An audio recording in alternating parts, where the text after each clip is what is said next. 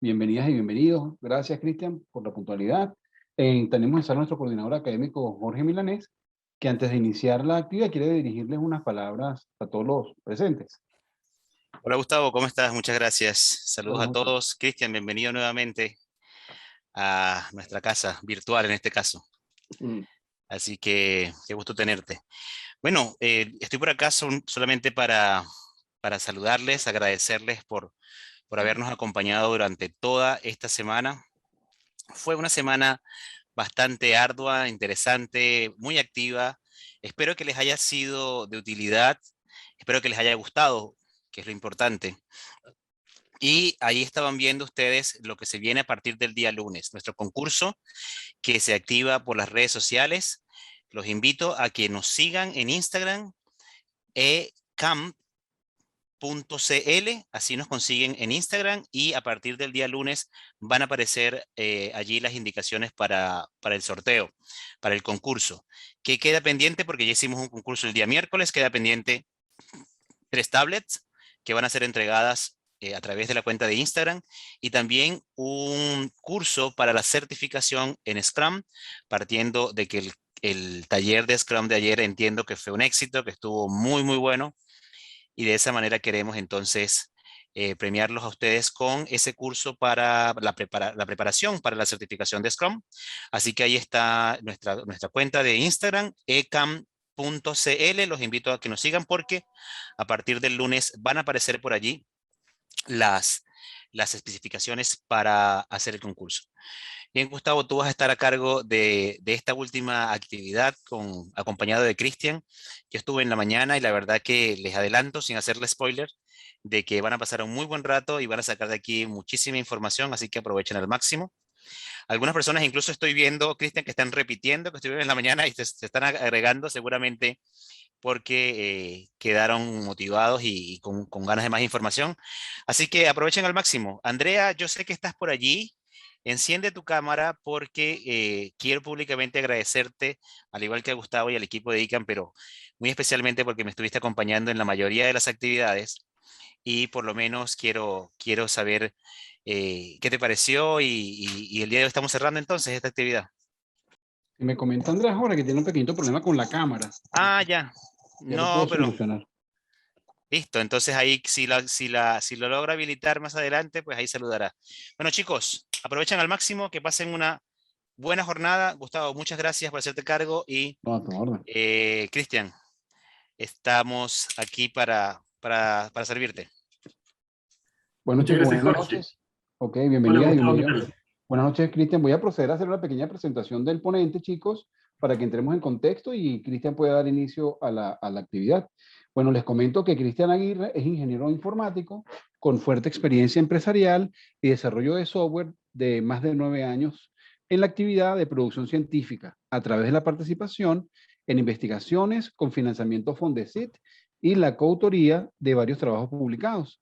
En el plano de la experiencia organizacional, tiene 4 años a cargo de una oficina de desarrollo de videojuegos, propiedad de una compañía norteamericana, liderando el proceso de transformación de equipo de producción a una unidad de innovación, investigación y desarrollo de productos, con vinculación con la academia para la validación científica de la utilidad y usabilidad de los productos. Actualmente, Cristian lidera una startup tecnológica orientada a brindar servicios especializados para la investigación científica. Entonces, bueno, contamos con un invitado de lujo, chicos y chicas, esta noche. Vamos a aprovechar al máximo la ponencia de Cristian y va a haber espacio para realizar las preguntas en su debido momento. Vamos a estar atentos a que cuando Cristian nos dé la instrucción, podemos proceder a hacer las preguntas. Bienvenido, Cristian, y gracias nuevamente por acompañarnos. Muchas gracias. Y muchas gracias a todos por estar por aquí a esta hora. Los viernes son difíciles, así que creo que en la convocatoria está súper bien para lo difícil que es un viernes. Se los agradezco mucho, de verdad. Comencemos. Em, Todos ustedes aprendieron a programar, pasaron por un bootcamp y tienen un nuevo conocimiento, ¿cierto? Y ese conocimiento tiene formas de ser aplicado en el mundo profesional diversos y no tan evidentes. Uno de ellos son los videojuegos. El objetivo de esta presentación es poder darles una breve pincelada de qué es lo que implica hacer un videojuego, cuáles son las partes. Yo no les voy a decir nada que no esté en internet disponible. Eh, lo que yo voy a hacer es hacer una recopilación de cosas. Tomen esto como una especie de índice a partir del cual ustedes deberían hacer su propia búsqueda, ¿ya? Algunos de ustedes ya vienen del mundo del software, otros no, otros están entrando por primera vez, pero si hay algo que uno tiene que tener muy claro al entrar a este mundo, al del desarrollo, al de la programación, es que el aprendizaje es constante, ¿ya? No lo vean como una cosa terrible, oh, qué lata aprender, no, es fascinante. Lo que uno tiene que hacer es encontrar aquello que te apasiona, y cuando eso sucede, es una experiencia fabulosa, porque además, uno de los atributos más importantes en un programador es la creatividad, y cuando un programador, o una persona creativa no puede ejercer esa creatividad, como que se marchita por dentro. Y darle una prueba a la posibilidad de hacer un pequeño videojuego, aunque sea los fines de semana por la noche y no lo conozca nadie, es una cosa reconfortante, sobre todo para los programadores que somos creativos, pero estamos haciendo sistemas contables sin alma, de lunes a viernes, digamos. Entonces comencemos. Ustedes ven bien mi pantalla, ¿cierto? Entonces, comencemos este juego. Este juego tiene 3 niveles, 3 capítulos, y los vamos a repasar uno por uno, ¿ya? Vamos a comenzar con la parte más interesante. Ahora sé programar. ¿Y qué podría ser? Bueno, quizás videojuegos. ¿Pero por qué? ¿Se puede ganar dinero con esto? Vamos a verlo. Nuestra primera parada es en este planeta, en donde vamos a ver los elementos de cómo es que se hace dinero en los videojuegos. No sé si ustedes están al día del dato de cuántos seres humanos hay en la Tierra, pero son 7.9 billones. Esa es la cantidad que se estima que actualmente hay de seres humanos en la Tierra. De esos 7.9 billones, 3 son gamers. Es una cantidad súper grande, si lo piensan bien. No todas las actividades humanas son tan compartidas por tanta gente. Y es un dato súper interesante, porque la demografía de los videojuegos es muy interesante, ¿ya? Como mercado. Porque hay unas razones que hacen que esto vaya a crecer de forma sostenida quizás otros 20 años. Les pongo esta lámina particularmente porque ustedes están en Chile y la mayor facilidad para hacer un videojuego o tratar de comercializarlo es hacer videojuegos en español o en inglés, en culturas que nosotros conocemos.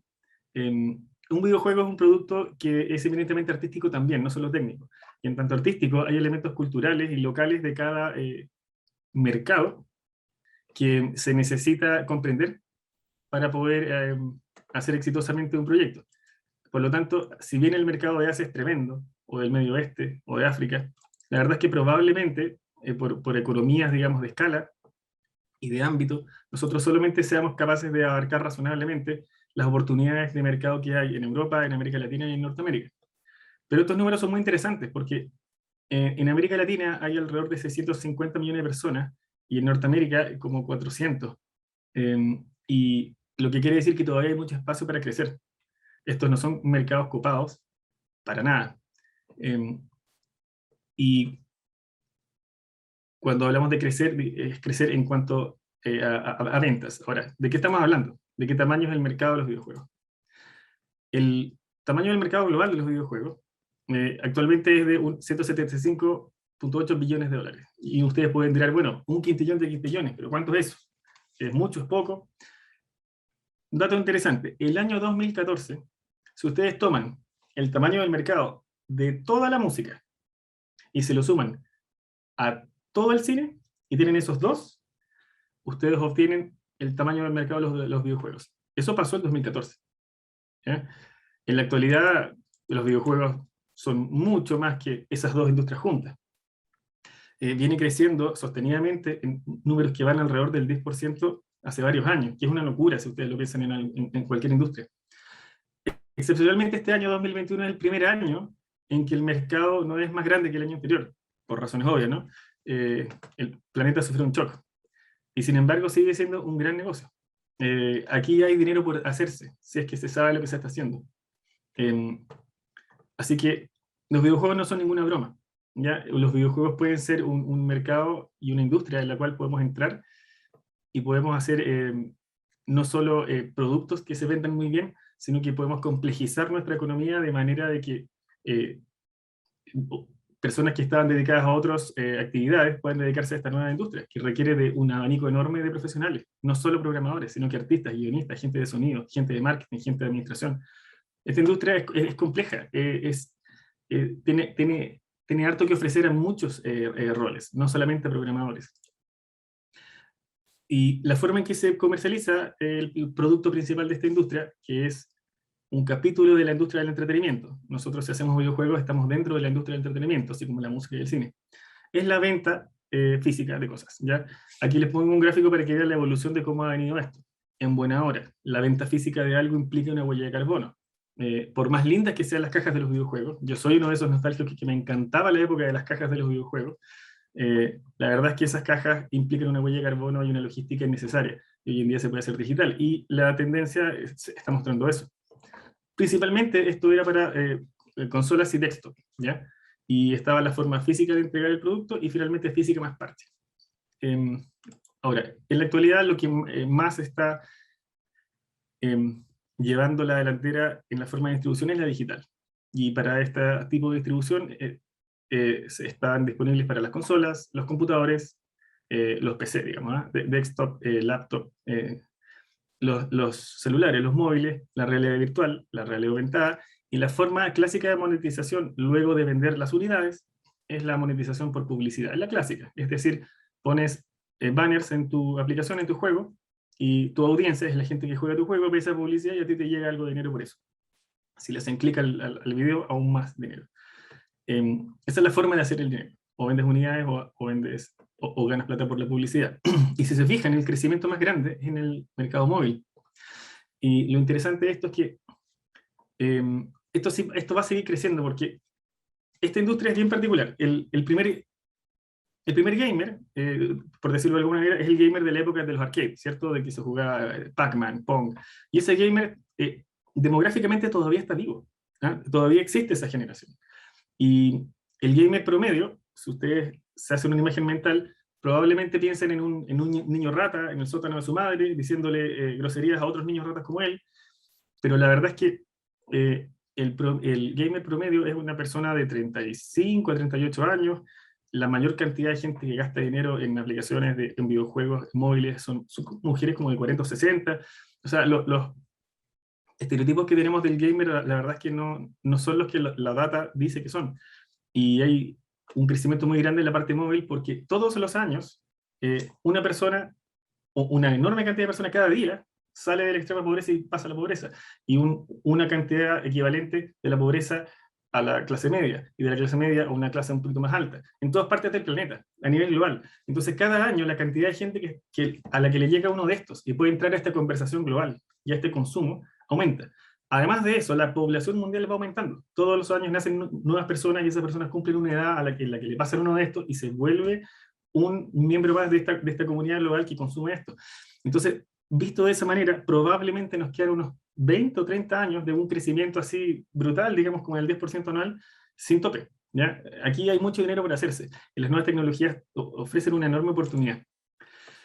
Finalmente quería reservar esta lámina para otras formas de monetizar los videojuegos que no tienen que ver directamente con los programadores, pero que estas son hacer streaming, es decir, esta gente que por Twitch, por YouTube, que se graba jugando y son como maestros de ceremonia de sus propios eventos y torneos. El eSports, que está entrando con fuerza y promete ser un gran nicho de negocios, cada vez está creciendo más, y el periodismo o ser influencer, es decir, gente que es youtuber, que hace review de juegos, que informa de las cosas nuevas que hay, etc.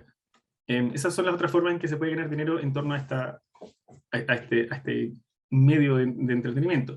Y es súper importante el dato de la llegada del 5G, porque básicamente estas cosas tienen una fricción a la hora de ser consumidas, y esa fricción es el ancho de banda, o el costo del ancho de banda.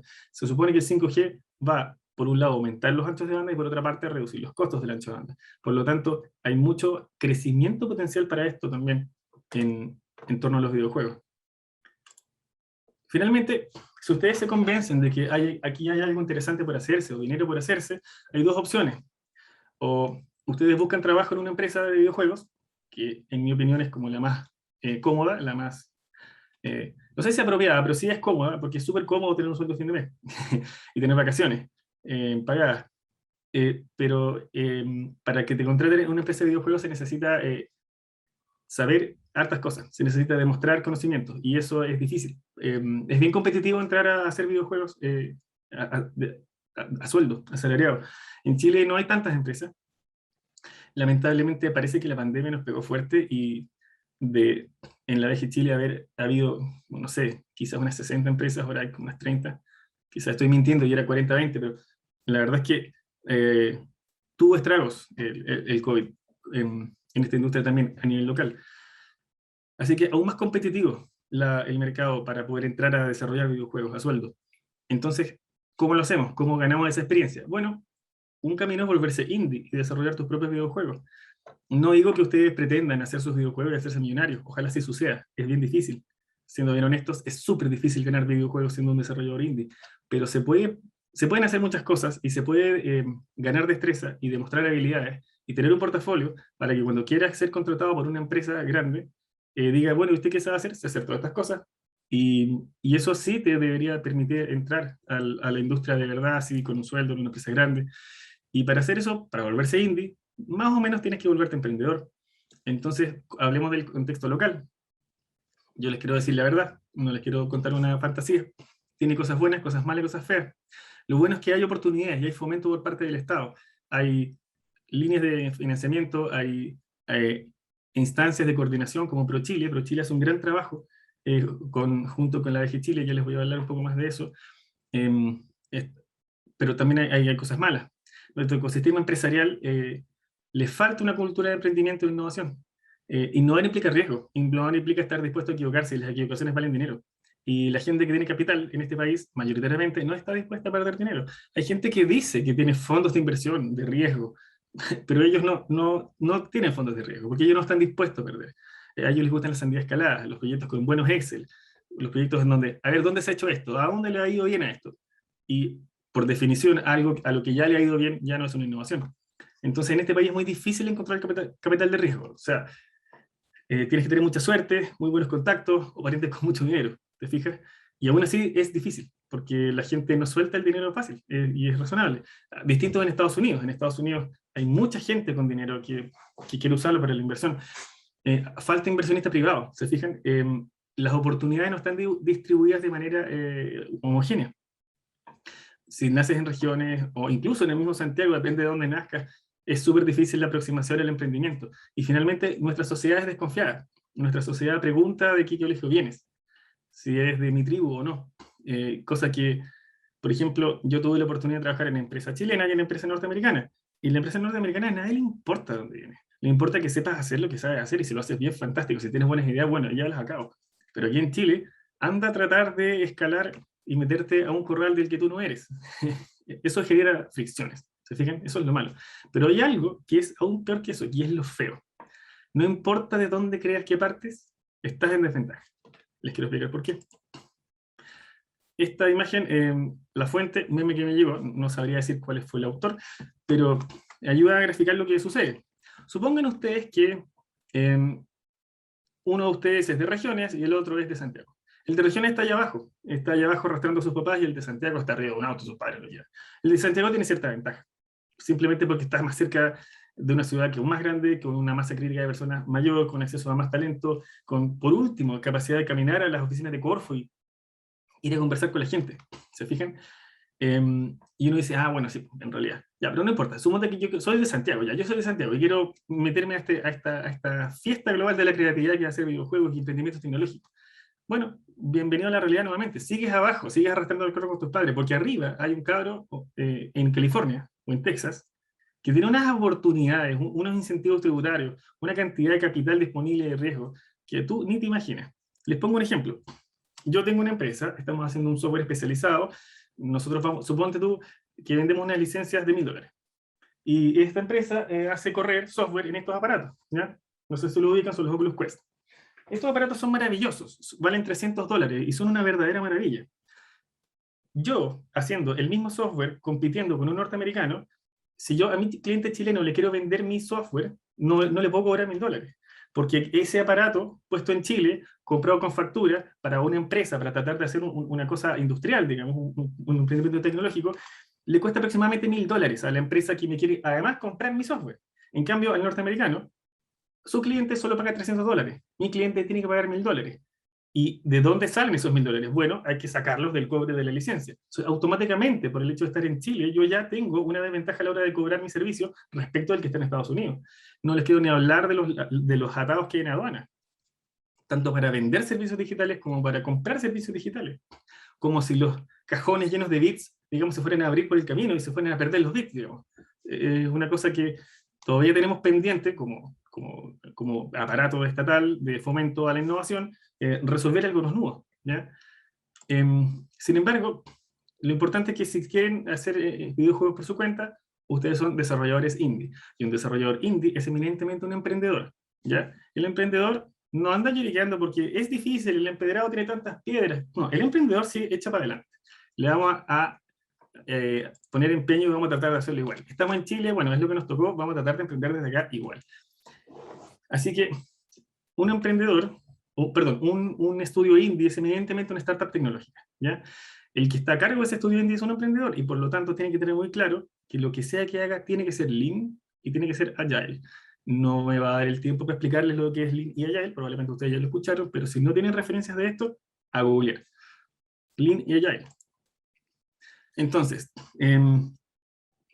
una pasada mínima de si te da por hacer algún tipo de emprendimiento tecnológico en el área de videojuegos. Ojo, los videojuegos no son solo software para que la gente juegue. La destreza de hacer videojuegos tiene muchas aplicaciones, no solo en ser consumida para el entretenimiento. Tienes que encontrar algo que te guste, ya tienes que encontrar algo que te pague bien y algo en lo que seas bueno. Y si encuentras las tres, entonces estás apuntando en el camino correcto. Si solo te gusta y te pagan bien, bueno, sigue soñando porque es bien difícil que exista algo así, y no necesites ser bueno. Pero si eres bueno en eso y te gusta, puedes ser feliz pero pobre. Si te pagan bien y eres bueno en eso, puedes ser rico pero no tan feliz o triste. Entonces, no digo que sea imposible, pero es bien difícil y hay que tratar de apuntar a eso. Porque si uno es desarrollador, es la pasión lo que te va a hacer seguir adelante en el aprendizaje y el desarrollo de tu proyecto, de tus sueños.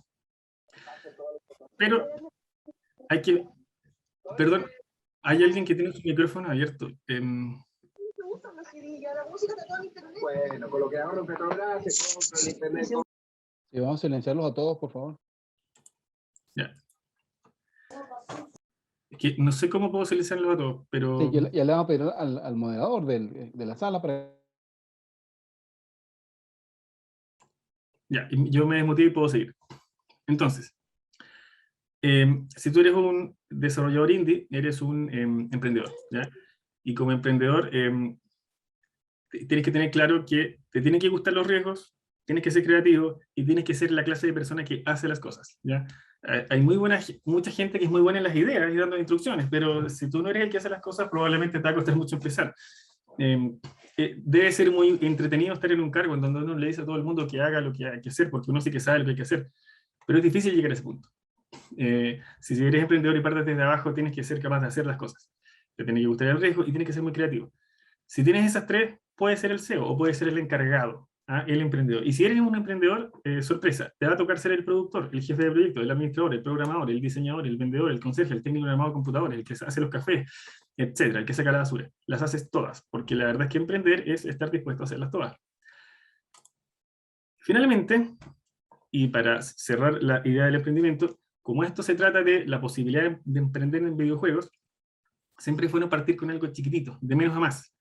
Ni por ningún motivo traten de que su primer juego sea el juego de sus sueños. Es que jamás lo van a lograr. Es que ni cantando canciones.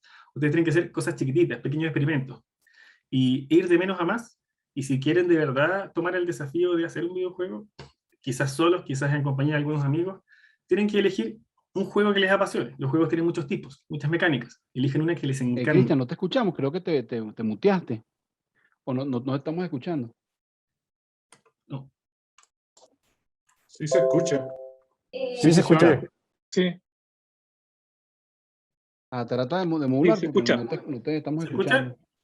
Sí, Ya, se escucha. continuamos. Sí, se escucha perfecto. Sí se escucha, a lo mejor él tiene Por favor, muteado. la persona que está moderando la sala pudiese verificar el audio de Cristian, a ver si tiene algún tipo No, sí, parece que de me limitación, escucha. porque no lo escuchábamos. Todos lo escuchan, Gustavo. Ya. El juego que además hay que elegir un juego que puedas hacer con tus recursos, ¿ya? Todos estamos acostumbrados a jugar juegos AAA, juegos grandiosos, juegos con muchos recursos. Tomen en cuenta que hacer juegos es una cosa maratónica, gigantesca, faraónica, ¿ya? Se requieren ejércitos de personas, ejércitos de personas. Los juegos AAA, los que todos estamos acostumbrados, los FIFA, qué sé yo, los GTA, esos son juegos, son cosas que incluso a veces eclipsan el esfuerzo económico y logístico de una producción de cine. Y no estoy bromeando, ¿te fijas? Pero los juegos pueden ser de todos los tamaños y pueden ser chiquititos. Hay que elegir algo que uno pueda hacer con los recursos propios, ¿ya? Y eso es súper importante. No tiene que ser algo gigante, puede ser algo pequeño, pero puede ser algo que a uno le guste mucho. Y finalmente tiene que ser un juego con un tema que sea muy fácil hacerle marketing, ¿ya? Desde la perspectiva propia, desde lo que uno conoce, desde las redes que uno tiene, desde las personas que uno conoce o las instituciones de las que uno viene, ¿ya? Si uno es capaz de encontrar un proyecto de videojuego indie que sea del tamaño que puedes hacer, que te apasione, porque todos quieren empezar a hacer el juego, pero tiene que apasionarte, porque te van a dar ganas de no terminarlo. Y que además tengas una facilidad para hacer un marketing, por ejemplo, entonces tienes un proyecto para juego indie que podría tener éxito. Y valdría la pena intentarlo. Entonces, preguntas hasta acá. A ver, chicos, pueden levantar la mano los que quieran hacer preguntas o pueden hacer sus preguntas por el chat. La actividad está dividida en 3 partes. Acabamos de finalizar la primera parte de la actividad y pueden levantar sus manos y abrir los micrófonos para hacer la pregunta, por favor. O a través del chat de igual manera pueden preguntar. A ver, vamos a abrir el chat a ver si hay alguna pregunta. Ajá, Rodrigo, tienes la mano levantada. Adelante con tu pregunta. Hola, mira, me tuve que ausentar un poquito, pero no sé si lo dijiste. ¿Algún tamaño que se pueda decir de a cuánto uno debería aspirar para que un negocio sea rentable, por ejemplo, de un juego online? O hayas otras alternativas, no sé si al Estado compra juegos que sean educacionales, cosas así.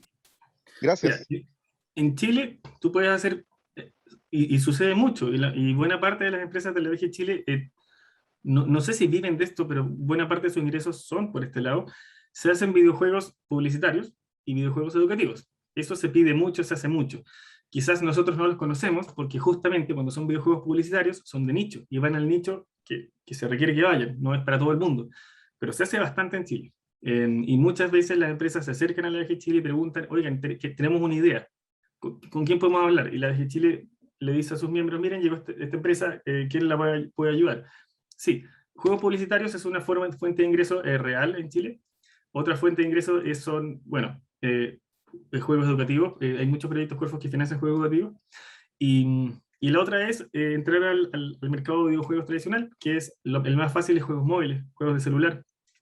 Y en juegos de celular, para ganar dinero, hay que tener claras hartas cosas.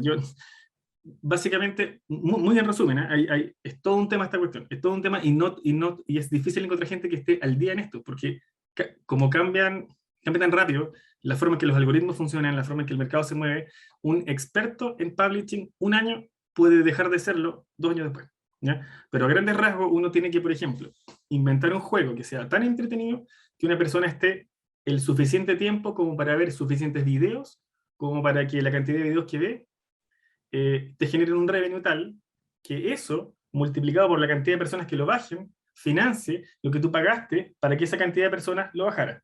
¿Te fijas? Básicamente, si estás gastando como $4 por descarga, tú tienes que hacer que tu videojuego sea lo suficientemente entretenido los primeros 5 minutos, o 10, o 3, de forma tal que la persona vea suficiente contenido de video o de publicidad como para pagar esa inversión de $4. Y todo lo que esté sobre los $4 ya es ganancia. Hay formas de hacer esto, hay formas de calcularlo, yo les invito a que googleen, hay hartos expertos, el detalle no se los puedo dar ahora, pero por ahí más o menos va la forma de ganar dinero. Cristian nos pregunta, Rodrigo Herrera, ¿cuál es la importancia de la gamificación en el ámbito de la educación a la hora de crear videojuegos? Es importante, hay una gran oportunidad. Sucede que con los videojuegos educativos pasa una cosa que es media paradójica. Cuando un juego es muy entretenido, probablemente no enseña. Y cuando un juego educativo es muy, muy educativo, probablemente no entretiene. Y eso hay que hacer cuadrar el círculo. La peor aproximación para pensar en un juego educativo es pretender que un juego haga el trabajo de un ramo, por ejemplo, de entregarte contenido. ¿Te fijas? Porque si tú tienes que adaptar una experiencia interactiva entretenida al rigor de un contenido específico que tienes que entregar, probablemente sea muy difícil hacerlo entretenido. La gracia de los videojuegos educativos es que tú desarrolles habilidades, tú desarrolles, no exactamente aprendas un contenido, sino que desarrolles ciertas habilidades específicas en cosas importantes. Les pongo un ejemplo. Cuando yo era muy chico, había un juego que se llama Point and Click. Había uno que se llama The Fate of Atlantis, que era como de Indiana Jones. Y estaba en inglés. Y por supuesto yo no sabía inglés. Y yo, a prueba y error, me lo di vuelta. Entonces me pregunté, ¿pero cómo? Bueno, es que yo hacía clic en todas las opciones. Oye, ¿te demoraste 1 kilo? Claro, me demoraba como 3 semanas, pero jugaba todos los días un rato y lograba pasar y me empecé a aprender que había que responder en cada parte para poder seguir avanzando. Y resulta que mi generación sabe bastante inglés, los que les tocó jugar computador cuando chicos, porque los juegos en esa época no tenían opción poner en español. O sea, si tú querías tener alguna peregrina noción de lo que estaba pasando, tenías que aprender inglés. ¿Se fijan? Yo creo que para fabricar experiencias educativas es importante tener muy claro la forma correcta de abordar qué se quiere y los objetivos pedagógicos que se quieren tener, y efectivamente la gamificación puede servir, ¿ya? Pero el reto en hacer juegos educativos, más que aplicar gamificación, es tener muy claro el objetivo pedagógico que se quiere perseguir y qué recursos tienes para hacerlos entretenidos. Cristian, tenemos otra pregunta donde dice, he explorado la línea Corfo de videojuegos y la línea de fondo audiovisual. ¿Tienes experiencia en alguna de ellas? Las conozco, les puedo hablar un poco de ellas, no me he adjudicado ninguno, he postulado a una de ellas sí. Tengo una parte de la presentación dedicada a eso, así que dime el nombre de la persona y hablamos de eso cuando lleguemos a ese punto, ¿les parece? Iván Espinosa se llama. Iván Espinosa. Otra pregunta de Matías Alarcón, si tienes algún dato del mercado laboral que existe actualmente para desarrolladores de videojuegos. Mira, en Chile hay una empresa súper grande que está contratando a todos los desarrolladores que se le acercan. Es como una especie de hoyo negro de desarrolladores. Si tú te acercas, te absorbe. Globant se llaman, ¿ya? Ahí están contratando gente para videojuegos, para software. Ahí hay una oportunidad. Hay otras empresas grandes. Lo que yo les invitaría es que se metan a la página de la VG Chile y vean todas las empresas que están ahí y vayan sistemáticamente. ¿Quieren trabajar en esas empresas? Bueno, contáctenlos y díganles, hola, quiero trabajar acá. ¿Qué es lo que va a pasar? Les van a decir, hola, ¿qué sabes hacer? Y entonces ustedes tienen que venir preparados, ¿ya? Y si ustedes pretenden ser un desarrollador de videojuegos, que es una actividad eminentemente creativa, no hagan tal de llegar con un currículum fome. Ustedes tienen que presentar un portafolio de cosas entretenidas, ¿ya? Ustedes tienen que presentar, ubican CodePen, lo voy a escribir por aquí. Háganse un pequeño portafolio de cositas lindas y experimentos en CodePen y digan, oye, pero tú qué sabes hacer, mira, he hecho estas cosas. Interesante, quizás me interesa contactarte. Codepen.com creo que. No, me equivoqué de teclado. Codepen.com. Cristian nos pregunta, Rodrigo Fuenzalida, si se pueden comprar franquicias de juegos. En el año 2010 pedimos la oportunidad de hacer un Age of Empires con escenarios de la independencia de Chile y Latinoamérica. ¿Se puede hacer eso? Sí, tú puedes, lo que se llama licenciar la franquicia, nadie te la va a vender. La propiedad intelectual es lo más valioso de esta industria, ¿ya? El software pasa, la tecnología pasa, pero la propiedad intelectual queda. Creo que la apertura de los Juegos Olímpicos de Tokio, no sé si este año tiene que haber sido, pero en un año pasó que el personaje principal fue Mario Bros. O sea, eso es propiedad intelectual, ese es el poder. El valor no está en los cartridges de Nintendo, el valor no está en los discos de la GameCube, el valor está en el personaje y el icono cultural en que se volvió. Así que jamás te van a vender una licencia de un juego, pero te lo van a licenciar. Y para licenciar un juego, bueno, te piden montos grandes, ¿ya? Eso va a depender de cada propiedad intelectual. Te tienes que contactar con un agente de licencia. Generalmente hay agentes que se dedican a hacer la gestión con las personas que la están buscando. Y no se la licencian a cualquier persona. Es tan valiosa la propiedad intelectual que la gente no se arriesga a mancharla con malos proyectos. Entonces tú tienes que demostrar un pedigrí como desarrollador de buenos proyectos. No es simplemente ser capaz de terminar el proyecto, es que tu proyecto tiene que ser bueno. Porque te está licenciando la posibilidad de que tú ganes plata con lo más valioso que ellos tienen, que es una marca. Entonces es más o menos difícil. El camino para hacer eso es primero hacer un muy buen juego, tener un éxito, y con ese éxito ir y presentarse, mira, tengo este equipo que funciona, trabajo con este publisher, hemos ganado dinero, tenemos esta capacidad tecnológica, esta capacidad de talento, y tenemos la capacidad de poner arriba de la mesa lo que tú me pidas por licenciar este juego en un acuerdo de bla, bla, bla. Se puede, es caro, pero se puede. El mismo Rodrigo te comenta, Cristian, que él se acordaba que alguna oportunidad salió un mod de Medal of Honor de la Guerra del Pacífico. Imagino que lo que tú nos estás hablando del licenciamiento de las marcas y lo utilizan los escenarios de otros países. Es que si es que la compañía que desarrolla Medal of Honor quiere hacer el Pacífico, la Guerra del Pacífico, no tiene que licenciarle eso a nadie. Porque las playas chilenas, qué sé yo, del norte son patrimonio de la humanidad, no sé, de todos. O sea, si alguien quiere hacer un juego de Rapa Nui, bueno, y ojalá que sea respetuoso de la cultura que hay ahí, pero no tiene que pedir un permiso legal. Pero si te fijas, pero es al revés donde se pide el permiso. Si yo quiero hacer un juego de las Tortugas Ninja, entonces yo tengo que ir a presentarle un muy buen proyecto a la gente que es dueña de esa propiedad intelectual. Última pregunta, Iván Espinosa nos pregunta si pudieses hablar del GDD o lo tienes en un punto más adelante de tu presentación. Sí, vamos a pasar una pincelada rápida por ahí, pero sí. Otras preguntas, chicos, pues aprovechen para ir a pasar a la segunda parte de la conferencia. Puede levantar la mano, abrir el micrófono, el que quiera hacer una pregunta, o en el chat para ir leyendo. Sí, creo que por ahora no tenemos más preguntas, Cristian. Creo que podemos avanzar al siguiente punto.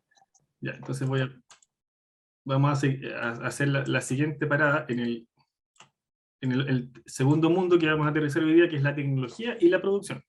Aquí vamos a pasar por el GDD, ¿ya? Para entender la producción y la tecnología, primero tenemos que entender las etapas que implica hacer un videojuego, ¿ya? Aquí hay un dato súper interesante que hay que tener súper en cuenta.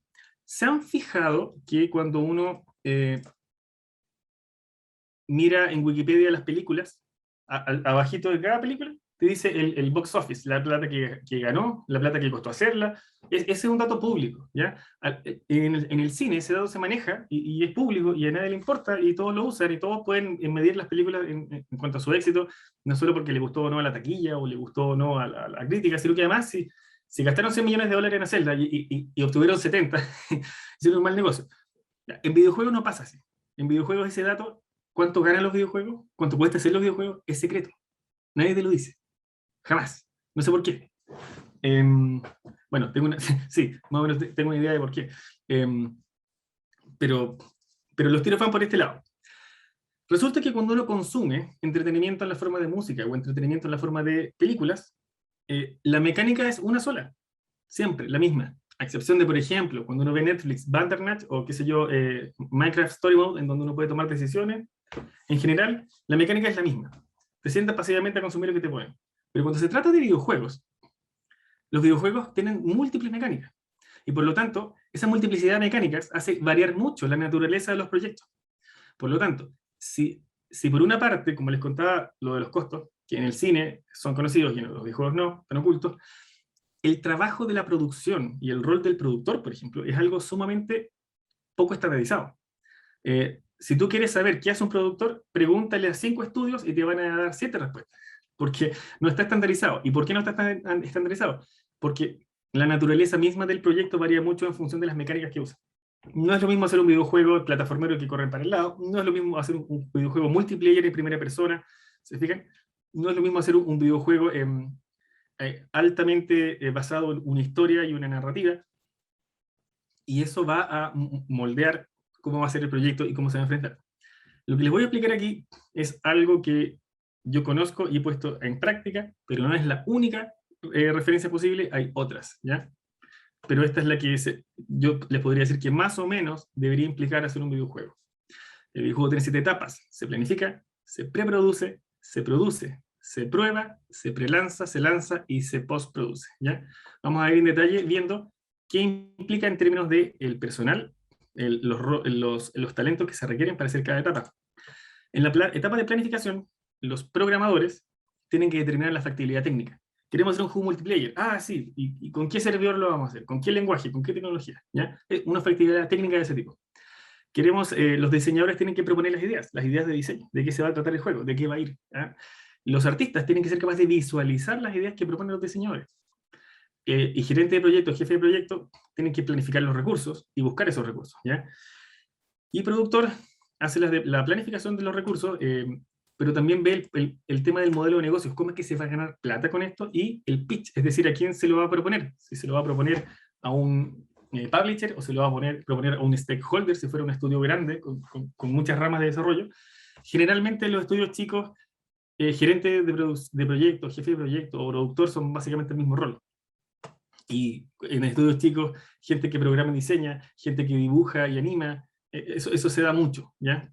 Si uno quiere hacer videojuegos en un estudio pequeño, tiene que tener capacidad de usar múltiples sombreros. Cuando ya pasamos a la etapa de preproducción, es porque ya sabemos qué queremos hacer, y nos dieron una luz verde en términos económicos. O por lo menos tenemos una noción de que no es un disparate económico lo que queremos hacer. Y en este punto, el programador ya tiene que empezar a pensar cuál va a ser la estructura de clases, cuáles van a ser los patrones de diseño. Los diseñadores tienen que determinar las mecánicas, las dinámicas, la estética, el ambiente, el game feel que se llama, ¿ya? Los artistas tienen que crear los concept art, tienen que determinar ese game feel también junto con los diseñadores. Y aquí viene la parte de los GDD que preguntaban. El gerente de proyecto, jefe de proyecto, tiene que crear la documentación del GDD y determinar la metodología de trabajo. Y productor básicamente hace lo mismo, pero también tiene que determinar el alcance del proyecto, hasta dónde vamos a llegar y cuál va a ser la estrategia de monetización en función de ese alcance, y supervisar el desarrollo creativo y la negociación de las licencias, los contratos, etc. Aquí entra la parte de por ejemplo, licenciar un IP, en donde, por ejemplo, si queremos hacer un juego de los Thundercats, entonces quizás es aquí donde el productor, con un proyecto ya sólido, tiene que poder ir a negociar eso. Y finalmente entra el rol de escritores, por ejemplo, de crear un guión, una historia. En función de una idea de juego, ahora se pasa a aterrizarla en términos de cómo va a ser la historia. En esta parte, el documento GDD, como preguntaban, voy a dar un poquito más de detalle, detalla objetivos que se van a lograr, de qué se va a tratar el juego, cuánto va a durar el desarrollo, cuáles van a ser los personajes, cuáles van a ser los mundos. Hay dos conceptos que se habla, que se llaman la profundidad vertical y la profundidad horizontal. La profundidad vertical, imagínensela como la cantidad de cosas distintas que tiene el juego, y la profundidad horizontal es cuántas instancias o copias de esa cosa distinta hay. Por ejemplo, imagínense un juego de pelea, en donde hay 4 personajes para seleccionar. Verticalmente hablando, tengo 4 niveles, pero si cada personaje tiene 2 trajes, uno de día y uno de noche, entonces horizontalmente tengo 1, 2, 1, 2, 1, 2 y 1, 2, ¿ya? Ese concepto es súper interesante tenerlo, y esa es la clase de definiciones que se toman y se dejan por escrito en el GDD. Distintos equipos de trabajo y distintos estudios van a tener distintas nociones de cuán detallado debe ser un GDD, ¿ya?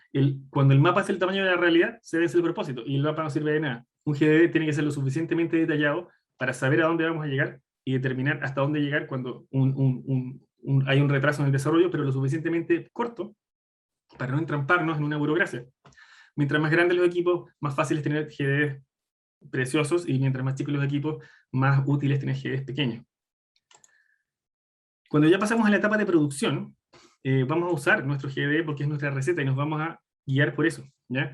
Los programadores tienen que desarrollar el proyecto, tienen que crear las mecánicas, crear las dinámicas, etc. Los diseñadores ya tienen que empezar a supervisar y coordinar en asistir en la creación del contenido, creación de contenido que hacen los artistas. Ellos crean los assets, se ponen a dibujar muchos personajes, se ponen a hacer las animaciones, se ponen a hacer el modelado 3D, etc., los fondos. Y gerentes de proyecto o jefe de proyecto supervisan el cumplimiento de los plazos y los objetivos establecidos en el GDD y hacen una coordinación general. El productor, además, cuando no es la misma persona, es el que se comunica con los stakeholders o con los publishers, digamos, con las personas que pusieron su confianza y su dinero en nuestras manos para hacer un proyecto. Finalmente, en esta parte aparecen los escritores supervisando y coordinando la asistencia en la creación del contenido, y se empieza también a diseñar y crear los sonidos y las pistas, se empiezan a componer las pistas. Hay músicos que prefieren que, los de la vieja escuela, prefieren que el juego esté terminado para que ellos lleguen y cuando vean el juego terminado, hacer las pistas. Pero la verdad es que es mucho mejor que los músicos se involucren en las primeras etapas de desarrollo, porque eso da una visión mucho más rica de cómo hacer el proyecto. Muchas veces en los videojuegos, hacer música y hacer sonidos, el diseño de sonidos y componer pistas es caro. Y generalmente se compran assets de eso. Pero si uno quiere hacer un juego seriamente, es importante pensar en la música, porque la música es el que da el tono emocional de la historia que quieres contar. Cuando ya tenemos el juego relativamente terminado, y digo relativamente terminado, pasamos a la etapa de testing y quality assurance. Básicamente tenemos que probar que el juego no falle, el quality assurance en términos de de funcionamiento, y hay un quality assurance en términos de formato. Por ejemplo, los programadores tienen que corregir el software en base al feedback que le da la gente de QA, la que se pone a probar los juegos. Los diseñadores corregir los diseños, las mecánicas en base al feedback, los artistas corregir los assets, gerentes o jefe de proyectos tienen que coordinar, supervisar y aceptar o negar esos cambios. Muchas veces los QA se pasan al bando del diseño y dicen, oye, este diseño podría ser así o así, pero esa decisión tiene una implicancia en cantidad de semanas, cantidad de horas de trabajo, que el que está a cargo de esto tiene que velar por que no suceda. A veces cuando una cosa falla, más que arreglarla, es mejor cortarla, porque hay que cumplir con los plazos. Y el productor tiene que, su función es coordinar y supervisar todo. Cuando hablo de corregir bugs, es cuando el juego falla, ¿ya? Pero también hay que chequear que la forma o el formato sea el correcto, que la cantidad de FPS sea el correcto, que por ejemplo, el lenguaje que se use sea el correcto, que los guiones no tengan palabras prohibidas. Por ejemplo, si quisieras publicar tu juego en China, tendrías que tratar de no poner esqueletos, porque a los chinos no les gustan los esqueletos por alguna razón que no entiendo, así que no pueden haber esqueletos. Si quieres publicarlos en Corea del Sur, tus personajes no pueden tener, aunque sean masculinos, no pueden tener pezones. Si quieres tenerlos a torso desnudo, más te vale borrar los pezones, porque allá no les gustan los pezones. Si los quieres publicar en Alemania, no se te vaya a ocurrir poner dos S juntas. O sea, ese tipo de limitaciones es la que el Quality Assurance de formato tiene que velar, que tiene que ver con la clasificación, si quieres hacer un juego para niños, para adolescentes o para adultos. Y finalmente llega la parte del prelanzamiento, que no es necesariamente final, sino que puede partir mucho antes o en paralelo, y tiene que ver con los artistas preparando material, el gerente de proyecto, jefe de proyecto, asistiendo a la planificación de las fechas, la liberación de las versiones alfas o betas, y finalmente el productor coordinando con marketing para ejecutar campañas y hablar con los medios. Aquí el objetivo es generar hype, generar expectativas de que el videojuego va a salir y la gente lo quiere ver, y esto se hace no cuando se termine el juego, sino que un poco antes de que se termine. De ahí la importancia de tener súper claras las fechas y cumplir con lo establecido. Finalmente se llega al lanzamiento. En esta etapa el juego ya está lanzado, pero se sigue trabajando en pulir mecánicas, pulir dinámicas, mejorar eficiencia y rendimiento. Generalmente los juegos, luego de lanzados, se les reciben un parche y tienen una mucho mayor eficiencia. Los artistas se ponen a corregir assets y hacer más assets, los gerentes tienen que cautelar el cumplimiento de los objetivos y liberar las versiones entregables, y los productores supervisar que las fechas de entrega y los cumplimientos de los objetivos sucedan. Finalmente viene la postproducción, y esta parte es interesante, porque muchas veces, antes de que empiece el nuevo proyecto, tú tienes a un equipo de gente dispuesto y capaz de hacer más contenido. Y es mucho más barato hacer contenido horizontalmente hablando, no generar más verticalidad, pero horizontalmente hablando, crear más de lo mismo, para tener oportunidad de relanzar tu producto y mantener el interés del público por seguir bajándolo. Me refiero a que si tienes 4 peleadores, entonces no vas a hacerle un quinto peleador, sino que lo que vas a hacer es que le vas a hacer otras 2 tenidas, otra de día y otra de noche. Eso es mucho más barato de hacer que agregar un quinto peleador, ¿se fijan?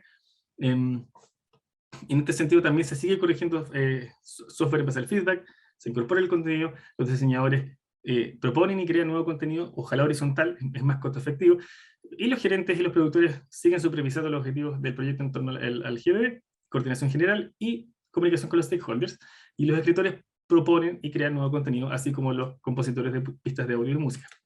Esto a grandes rasgos es lo que implica hacer un videojuego, ¿ya? Ahora, si vamos a hacer un videojuego, tenemos que hablar de con qué herramientas se hace. Los motores principales no son los únicos, hay varios, pero los principales y de más fácil acceso para una persona que está aprendiendo, que ya acaba de aprender a programar, o que está entrando en esto, son estos 3. Unity, Unreal y Godot. ¿Ya? Unity y Unreal son como los 2 principales. Godot es open source, es un proyecto interesante, y los 2 tienen bajas barreras de entrada. Hoy en día cualquiera puede bajar estos motores y empezar a programar, a aprender. Si me preguntan a mí, yo creo que es más fácil aprender con Unity, pero Unreal es un motor mucho más robusto, más sólido. Unreal se usa no solo para hacer videojuegos, sino que se usa mucho en otras industrias.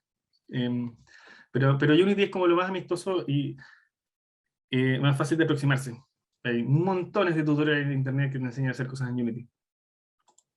Y bueno, si quieres trabajar en Unity tienes que saber C#. Si quieres trabajar en Unreal tienes que saber C++. Si quieres trabajar en Godot puedes saber cualquiera de los 2 porque le han ido incorporando la posibilidad de trabajar con esos lenguajes a Godot. Es un proyecto open source, entonces va recibiendo actualizaciones de ese tipo. Respecto de los lenguajes, también se pueden hacer cosas en JavaScript, ¿ya? Y en JavaScript tenemos 2 cosas, digo 2 cosas porque básicamente, vamos a hablar de lo antiguo. Phaser. Phaser es un motor de desarrollo de videojuegos. para 2D, para hacer cosas con celulares, que te permite compilar en Android y podrías también compilar en iOS. Pero yo creo que va con un poquito de salida, ¿ya? Pero si quieres hacer juegos pequeñitos, Phaser es el camino. O sea, una build vacía de Unity pesa 20 megas. Se fijan, en cambio, si uno hace un juego en Phaser, probablemente uno lo puede hacer mucho más chico. Y cuando el espacio o el ancho de banda es un problema para tu público, entonces más te vale elegir un motor que te permita hacer un proyecto pequeño. Pero aquí hay dos cosas interesantes. Three.js y A-Frame. Estos dos frameworks son interesantes porque A-Frame está construido sobre Three.js, ¿ya? Y Three.js es un framework que te permite hacer 3D en la web. Tú haces tu juego y la forma de acceder a tu juego a través de un URL. Entonces las oportunidades para hacer cosas interesantes aquí son muchas, ¿ya? Yo los invito a que se metan a Three.js, a la página, y vean los ejemplos que hay y las cosas que se pueden hacer porque son realmente alucinantes, ¿ya? Y se pueden hacer cosas en 3D y cosas en VR. Sobre eso hay otro framework que se llama A-Frame, que se construye sobre Three.js y te permite hacer con mucha facilidad cosas para realidad virtual. La ventaja de trabajar con JavaScript es que si tú tienes tu juego en línea, te saltas a los distribuidores, te saltas al App Store, al Play Store, a Steam, y puedes directamente poner tu producto o tu servicio a disposición de tu público sin que una tercera parte te cobre un porcentaje por la plataforma de publicación. Finalmente, hay formas de comprar los recursos. Obviamente ustedes son programadores y probablemente comiencen a hacer juegos ustedes solos. No necesitan tener diseñadores, dibujantes, animadores. No, todo eso se compra. Hay unas tiendas que te permiten comprar estos recursos. En estas tiendas tú puedes comprar texturas, fondos, escenarios, juegos completos hechos, pero que hay que vestir con cosas. Puedes comprar personajes, puedes comprar animaciones, puedes comprar sonidos. Y está integrada con Unity. Entonces es muy fácil partir por acá y empezar a hacer los primeros experimentos. No es la única tienda. Existen otras, por ejemplo en Envato Markets, probablemente ustedes que vienen de la programación conocen el Theme Forest o el Code Canyon. Bueno, tiene otras dos divisiones, el Audio Jungle y el Graphic Reader, para comprar audio, sonidos y para comprar piezas gráficas. ¿Ya? Estos assets son los que uno usa para hacer los videojuegos. Sin ir más lejos, las decoraciones de esta presentación yo las compré en Envato, para que compré assets de videojuegos y los usé para mi presentación para que pareciera una presentación de videojuegos. Imagínense que yo les hago una presentación de PowerPoint como de un informe contable. Sería la peor presentación de videojuegos de la historia. Y finalmente están las plataformas de comercialización. Hay unas que son más difíciles de acceder y otras que son más fáciles de acceder. Y va a depender de lo que uno quiere hacer y a la plataforma con la que quiera desarrollar.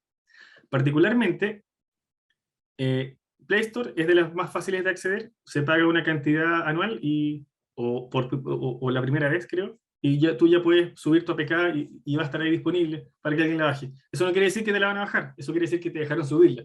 De ahí viene el esfuerzo de marketing para que esa aplicación la vea alguien. App Store es un poquito más celoso de lo que se sube, pero finalmente es relativamente cercana a la dificultad a la de Play Store. Se demoran un poco más en aprobarte las apps, pero las puedes subir.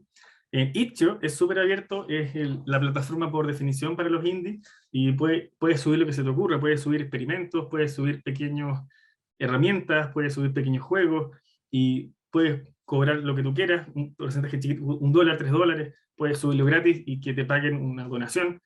Es súper interesante para monetizar juegos cuando tú eres un independiente. Steam ya es un poquito más complicado, porque tiene un sistema de greenlight, y generalmente hay que hacer juegos relativamente no tan pequeños como para que te inflen y te dejen pasar. Pero también es una alternativa. Para los estudios medianos es una tremenda oportunidad para subir juegos. SideQuest es una cosa que probablemente ustedes no hayan escuchado, y es una alternativa a la tienda de Oculus para la realidad virtual. Y esa alternativa se hizo tan famosa que Oculus dijo, ok, venga para acá. Y se puso de acuerdo con ellos y ahora como que están unidos. Pero la verdad es que en SideQuest tú puedes subir tu proyecto, y a diferencia de Oculus, que es muy difícil entrar. Oculus es muy celoso de su catálogo. No permiten que suba cualquier cosa, porque se quieren cuidar de que solo suba lo más parecido al filete, para que ningún usuario tenga una mala experiencia y diga, la realidad virtual es mala. Por eso han sido muy celosos, se siguen siendo muy celosos con sus proyectos. De hecho, en la recomendación oficial de Oculus, te dicen, si usted quiere hacer un juego de realidad virtual para Oculus, primero háganos el pitch, no empiece a hacer el juego. A ese nivel no crean que porque lo tienen listo se lo vamos a aceptar. Pero en SideQuest es más fácil entrar, la barrera de entrada es más baja. De hecho, muchos juegos que logran pasar la barrera de Oculus y estar en la tienda de Oculus, además suben gratis la demo a SideQuest, porque SideQuest tiene un enorme volumen de gente entrando porque hay muchas cosas gratis. Si tú tienes un aparato de realidad virtual de estos, hay muchos juegos gratis en SideQuest muy buenos, sobre todo los que son agarraron juegos antiguos, como por ejemplo el Doom original, y los metieron en la realidad virtual, y es una cuestión para volverse loco. Así que hay mucha gente entrando a SideQuest, es una buena vitrina para cosas para publicables en Oculus. Y se puede monetizar, no en SideQuest directamente, pero tú puedes subir tus juegos a itch.io y cobrar por itch.io los juegos que tú quieres publicar y comercializar en SideQuest. Esas son como las principales oportunidades para vender juegos. Por supuesto que también están las consolas, ¿ya? Pero las consolas son palabras mayores, porque para desarrollar para consolas necesitas obtener el dev kit, ¿ya? Y la consola especial para poder desarrollar. Y no te van a dar un dev kit si tú eres un indie que por primera vez quieres hacer un juego. Entonces probablemente este es tu camino para partir. Y finalmente quería reservar un pedacito especial para la realidad aumentada, que muy posiblemente tenga un gran futuro, es lo que todo el mundo dice. Habrá que ver si eso es así, ¿ya? Este es como el ecosistema de las aplicaciones de realidad aumentada. Aquí tenemos las herramientas para desarrollarlas. Aquí tenemos a los principales publishers y desarrolladores, a los distribuidores, ejemplos de juegos que se han hecho, el hardware que se necesita para consumirlo, los HoloLens y los Magic Leap, pero no son los únicos, cada vez hay más, y finalmente el consumidor. Muy probablemente el AR de que hablar va a depender de que los lentes de Apple, que están a punto de salir, sean lo que el mundo espera y sean un disparo. Puede que sí, puede que no. Yo no me queda tan claro que cuando aparezcan esos lentes la gente va a andar por la calle viendo la realidad aumentada por todas partes, porque yo creo que la realidad aumentada o las realidades inmersivas, el XR, la combinación de VR y XR, va a tener un desarrollo parecido como al desarrollo que tuvo la Internet. Si tú le preguntas, oye, pero ¿para qué sirve la Internet? Nadie te podía decir con mucha claridad para qué era útil la Internet de los 90. Solo era cool tenerla. Y lentamente nos fuimos dando cuenta cómo podían aparecer modelos de negocios y esquemas bien estructurados de cómo hacerse dinero y ser útiles para la sociedad, con la Wikipedia, por ejemplo, etc. Todavía estamos en una etapa muy embrionaria de la realidad virtual y aumentada, o el XR. No es terreno cartografiado. Es como la fiebre del oro, o el Far West. Las reglas están por hacerse. Y es un momento muy bonito para querer entrar a desarrollar, porque que fome es estar en el año 2015, en donde ya están reventadas todas las tiendas de aplicaciones y tu aplicación creativa es una entre 1.500 aplicaciones iguales en Play Store. En la realidad virtual todavía no están las reglas escritas y ese proceso va a ser muy interesante. Preguntas. Ok, chicos, vamos a sesión de preguntas y respuestas. Por aquí, Cristian, tenemos varias preguntas en el chat, ya te las voy a leer. Una nos dice, en una charla anterior nos indicaron que el modelo freemium no era el mejor para lanzar una app, porque hay que costear grandes pérdidas. En el videojuego es igual, modelo de pago freemium o por publicidad. Para serte muy honesto, la respuesta correcta es la peor, es el depende. Porque cuando uno hace un juego, uno lo tiene que mirar como un proyecto por sí solo y ver su modelo de negocios por sí solo, ¿ya?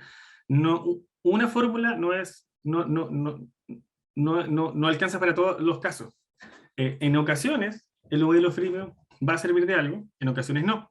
Por ejemplo, si tú haces un juego fuertemente basado en una historia, en una narrativa, y si tú subes freemium, el primer capítulo de esa historia de 3 capítulos, y la gente le encanta, y llega al punto, y el desenlace, y un cliffhanger, y ok, $5, toma.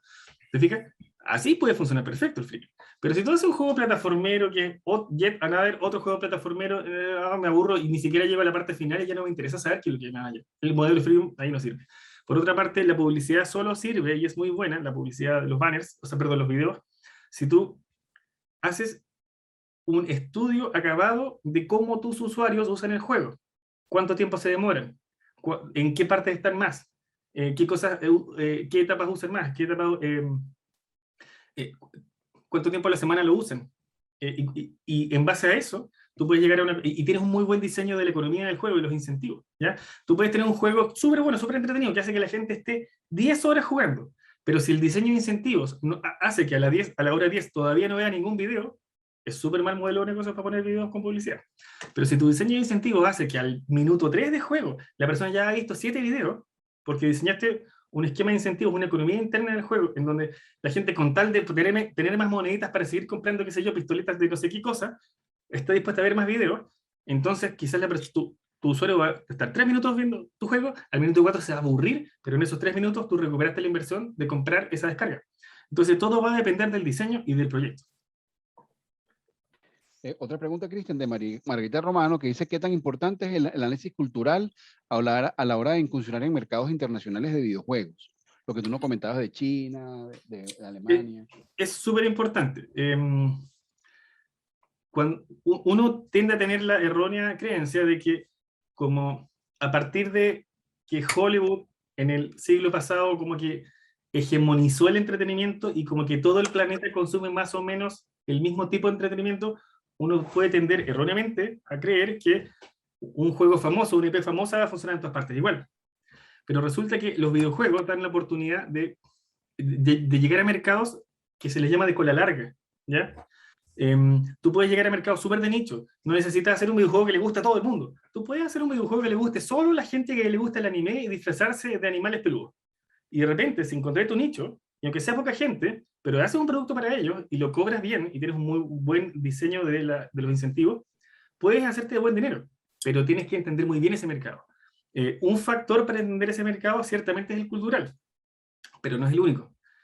Cultural en términos de que yo soy de Chile, él es de Colombia, él es de Venezuela, pero lo cultural también hay que entenderlo en términos de las tribus urbanas, de la identidad de la gente. Hoy en día la gente es ciudadana del planeta gracias a Internet, y se forman tribus y clústeres de intereses completamente distintos a los que habían antes, cuando la información llegaba de uno a muchos desde la televisión. Hoy en día uno le pregunta a un cabro de 19 años qué cosas estás viendo, qué cosas te gustan, y te vas de espalda de las cosas que le gustan, porque ni te imaginabas que existían. Entonces, es súper importante la parte cultural y tiene que ver con el nicho que tú quieres atender con tu videojuego. Otra pregunta, Cristian. ¿Podrías hacer una comparación entre lo que sucede con Blizzard y el entorno laboral de Chile? Es que Blizzard es una empresa gigantesca. Entonces, Blizzard completo probablemente es como varias veces la industria chilena. ¿Se fijan? El entorno laboral chileno existe, es pequeño y es competitivo, pero existe. Y si tú quieres entrar a trabajar en Chile, necesitas demostrar altas habilidades, porque como son tan pocas las empresas de videojuegos que existen, las empresas pueden regodearse en elegir a los mejores. Y por eso hay que demostrar muy buena capacidad, no solo habilidad técnica, sino que aptitudes hacia el trabajo y ética del trabajo sobresalientes. Esas son las que te hacen encontrar trabajo y luego de pasar por ese trabajo, encontrar otro trabajo. Nos comenta el mismo Iván Espinosa, Iván Espinosa dice: ¿a dónde deberíamos apuntar? ¿Apuntar a la TAM directamente o de Chile hacia Estados Unidos o Europa? Español versus inglés, me coloca la persona. Ya, mira, esto es súper sencillo. Google.com, enter. Latin America Population, buscar. North America Population, buscar. Y ahí te va a dar automáticamente la respuesta. El mercado chileno es tan chiquitito que prácticamente no existe. Es más chico de lo que la gente piensa. La gente dice: uy, Chile es un mercado muy pequeño, tiene apenas 18 millones de personas. Mentira, es más pequeño que eso, porque la cantidad de personas que puede consumir es aún más chica, es insignificante. ¿Ya? Es lamentable, pero así es. Y cualquier cosa que tú hagas para Chile probablemente nació muerta. ¿Ya? Lo que tú tienes que hacer es automáticamente pensar en internacional. Si puedes hacer un videojuego que puede ser distribuido digitalmente, tú tienes que pensar en la TAM completo y toda Norteamérica. En general, si estás desarrollando videojuegos, probablemente te topaste con la dura realidad que tienes que aprender inglés. Así que el inglés no debería ser una barrera. Si van a hacer un videojuego indie, apunten a inglés y español. No es tan caro tenerlo en 2 idiomas. Hay bases de datos de voces, voice actors, que uno puede buscar gente con acento británico, con acento canadiense, con acento australiano, con acento latino, colombiano, venezolano, chileno. Están esos voice actors, hay bases de datos completas y uno los contacta, les pregunta: oye, ¿cuánto tú cobras por 4 minutos, por 10 minutos, por 20 minutos? Y te dan la tarifa. Y no es tan caro generar voice acting y le agrega mucho valor de producción a tu juego. Y puedes tenerlo en 2 idiomas. Todo está en la astucia que tú tienes para inventar un proyecto que sea corto, entretenido y fácil de hacer y al alcance de tus recursos. Cristian, nos pregunta Esteban Guerrero, formulando la pregunta, ¿qué tal es la plataforma de GOG para juegos indie? La conocí hace poco. Sí, sí, Good Old Games es una buena plataforma. No es tan masiva como Steam, pero sí, también es una alternativa para la distribución. Es perfectamente útil y se puede intentar distribuir por ahí. Carlos Abarca nos pregunta, ¿games, engines o frameworks qué recomendarías para experimentar con Java a pesar de la limitante de tu GC? Lo que pasa es que hay algunos frameworks para Java para hacer videojuegos, pero yo no tengo experiencia haciendo videojuegos con Java ni con frameworks. O sea, sí, tengo una experiencia y es terrible, fue un trauma. O sea, si yo se lo digo, voy a empezar a llorar. Nos pidieron una vez un juego que estaba hecho en Java, reconvertirlo a C#. Y teníamos un mes para hacerlo. 8 meses después, se convencieron de que en realidad había que hacerlo de nuevo desde cero. Sí, se pueden hacer juegos nativos en Android, se puede usar Java, pero no tengo un framework que decir, ya, usen este es súper recomendable, no tengo esa referencia para darles. Pero si yo no quisiera quedar como ignorante, lo que haría es googlear y les diría, usen ese. Crowdfunding, sí. El crowdfunding es una alternativa de financiamiento, pero debe ser catch, es un problema. Hay plataformas de crowdfunding en Chile, y si uno fija en los proyectos que hay, son proyectos artísticos, varios de ellos, libros, qué sé yo, obras de teatro, pero es muy chiquitito el mercado chileno, y si uno pretende hacer un videojuego, por los montos que puede levantar, levantan de a 2 millones, de 1,5 millones, algunas cosas muy sobresalientes levantan 6 o 10 millones, pero en general son montos pequeños, y con 2 millones de pesos no alcanza para hacer nada. Puedes hacer un juego indie si lo haces tú solo, si durante todo un año religiosamente como un monje en un monasterio te dedicas, en vez de los viernes, en vez de carretear con tus amigos, vas a programar 3 horas todos los viernes, y 52 veces eso, bueno, quizás te puede salir un juego indie súper bueno. Y, oye, necesito capital para poder comprar assets, para poder comprar voice acting, quizás ahí podrías levantar 1 millón de pesos, ¿te fijas? Pero en general, en Chile el crowdfunding es escaso.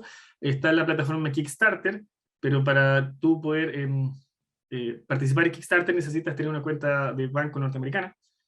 Está Indiegogo, que creo que puedes tener una cuenta desde Chile, pero si es por eso, lo que yo invitaría a los desarrolladores indie es que hagan un Patreon y abran un canal de YouTube y empiecen a contar mi aventura de hacer mi videojuego indie, acabo de aprender a programar, acompáñenme. Y visibilicen su esfuerzo. Oye, no saben, no importa. Oye, alguien puede ver que no sé programar. Nadie sabe programar, todos están aprendiendo. Se ponen a hacer el juego en cámara, hacen unos live y van avanzando, van a ganar algo de audiencia y tienen un Patreon, ayúdenme a terminar el juego, prometes que va a ser un juego muy bueno, tienes un feedback con tu audiencia, te dicen, oye, nos gustaría que tuviera esto, ponle un tiburón, ponle una paloma. Y de repente en una de esas, después de un año, tienes un proyecto, tienes un juego, tienes financiamiento y quizás funcione. O sea, hay que ser creativo. Cuando no tenemos recursos, tenemos que pensar fuera de la caja. Rodrigo Fuenzalía, ¿tienes tu mano levantada? Por favor, abre el micrófono para que hagas tu pregunta y disculpa la espera. Sí, claro, gracias. Mira, he reconocido que, no quiero insistir en el tema del mercado chileno, sé que es un mercado pequeño y que nosotros podemos encontrarnos grandes, pero no lo somos. Pero sí pasa que Chile es un mercado muy consumidor, es también un mercado de prueba de marcas y de cosas. Aquí hay muchas marcas de autos, muchas más marcas de teléfonos que en otras partes del mundo, a pesar de que somos un mercado chico. ¿Eso pasa en el tema de los videojuegos? ¿También se prueban acá videojuegos o no es el campo para probarlos acá? Gracias. No sé de una experiencia de un estudio que haya dicho, vamos a elegir el mercado chileno porque es el perfecto laboratorio para probarlo. No tengo idea de si eso alguna vez ha sucedido. Si me preguntas, yo creo que no. Porque cuando tú quieres vender algo físico como un auto, necesitas montones de factores que tienen que ver con cosas muy tangibles. Entonces un mercado pequeño te puede dar esas condiciones. Pero cuando tú vendes un bien digital, la verdad es que es tan fácil hacer estadísticas buenas, un buen margen de confianza, un buen intervalo de confianza, un buen margen de error, sacar, no sé, de 650, 700 casos, analizarlos, hacer buenas estadísticas y ver, mira, este pequeño experimento que hice lo subí, la gente le gustó, no le gustó, y sí, le gustó, pero le gustó este aspecto, no le gustó este otro. Es tan fácil hacer investigación con la data masiva que te permite la publicación digital, que yo creo que no valdría la pena, voy a elegir Chile porque es especial, no, yo creo que probablemente los publishers, si quieren tomar un riesgo, primero van a hacer una investigación de mercado, y van a hacerla en función del mercado que quieren atender, y ese mercado probablemente no es Chile. Así que yo creo que por ahí van los tiros. Una última pregunta antes de pasar a la siguiente parte, Cristian. Mario Flores pregunta, ¿las plataformas de PC, Steam, Epic, etcétera, para integrar nuestros juegos indies, tienen mecanismos contractuales? Sí, claro. Similares a Marketplace, Play Store, Apple, etcétera. Sí, sí. Todas las plataformas en las que tú vas a publicar, tú tienes que darles un porcentaje de tu ganancia. Generalmente van del orden de los 20 a 30%. Efectivamente, si tú pones un videojuego en una plataforma, tú tienes que cumplir con un contrato. Viene una parte de contratos a continuación. Y los mecanismos contractuales serían básicamente que tú tienes que cumplir las condiciones que ellos te ponen. Y si tú faltas esas condiciones, ellos te cortan, te sacan de la plataforma. Nicolás Figueroa nos pregunta, Cristian, si conoces algún proceso de judicialización contra Blizzard por el caso de discriminación en Chile. No tengo ni la más peregrina idea. Perfecto, bueno, muchas gracias. Podemos continuar. Entonces, vamos a descender en el tercer planeta de esta aventura, que sería la parte más fome, la verdad. La voy a tratar de hacer rápida para que sigamos con las preguntas, que es la parte más interesante. No, esta parte no es fome, la parte del financiamiento no es fome, es muy entretenida, pero en esta tercera parte hay una parte que es la parte del publisher y todo lo contractual. No. Aquí en Chile hay apoyos, ¿ya? Y hay apoyos y son interesantes y podemos utilizarlos. Los primeros y principales apoyos son los gremios, ¿ya? VG Chile es un gremio que nació hace bastantes años. Es un gremio pequeñito, ciertamente, no vamos a compararlo con, qué sé yo, la Cámara de Comercio de Santiago, pero es un gremio que funciona, tiene una orgánica, tiene una institucionalidad, tiene una historia, tiene miembros, y el Estado confía en él. El Estado, me refiero a, por ejemplo, cuando Pro Chile quiere organizar misiones comerciales, conversa con VG Chile para organizar esas misiones. Pro Chile ha estado mandando sistemáticamente a la feria más grande del desarrollo de videojuegos, imagínense la Expomin, pero del desarrollo de videojuegos. Esto se llama la GDC, ¿ya? La Global Development Conference, que se hace en San Francisco todos los años, se hacía en marzo, cuando existía, digamos, la posibilidad de juntarse con las personas, digamos, antes de que nos resfriáramos como planeta. Y Pro Chile solía mandar misiones comerciales año tras año.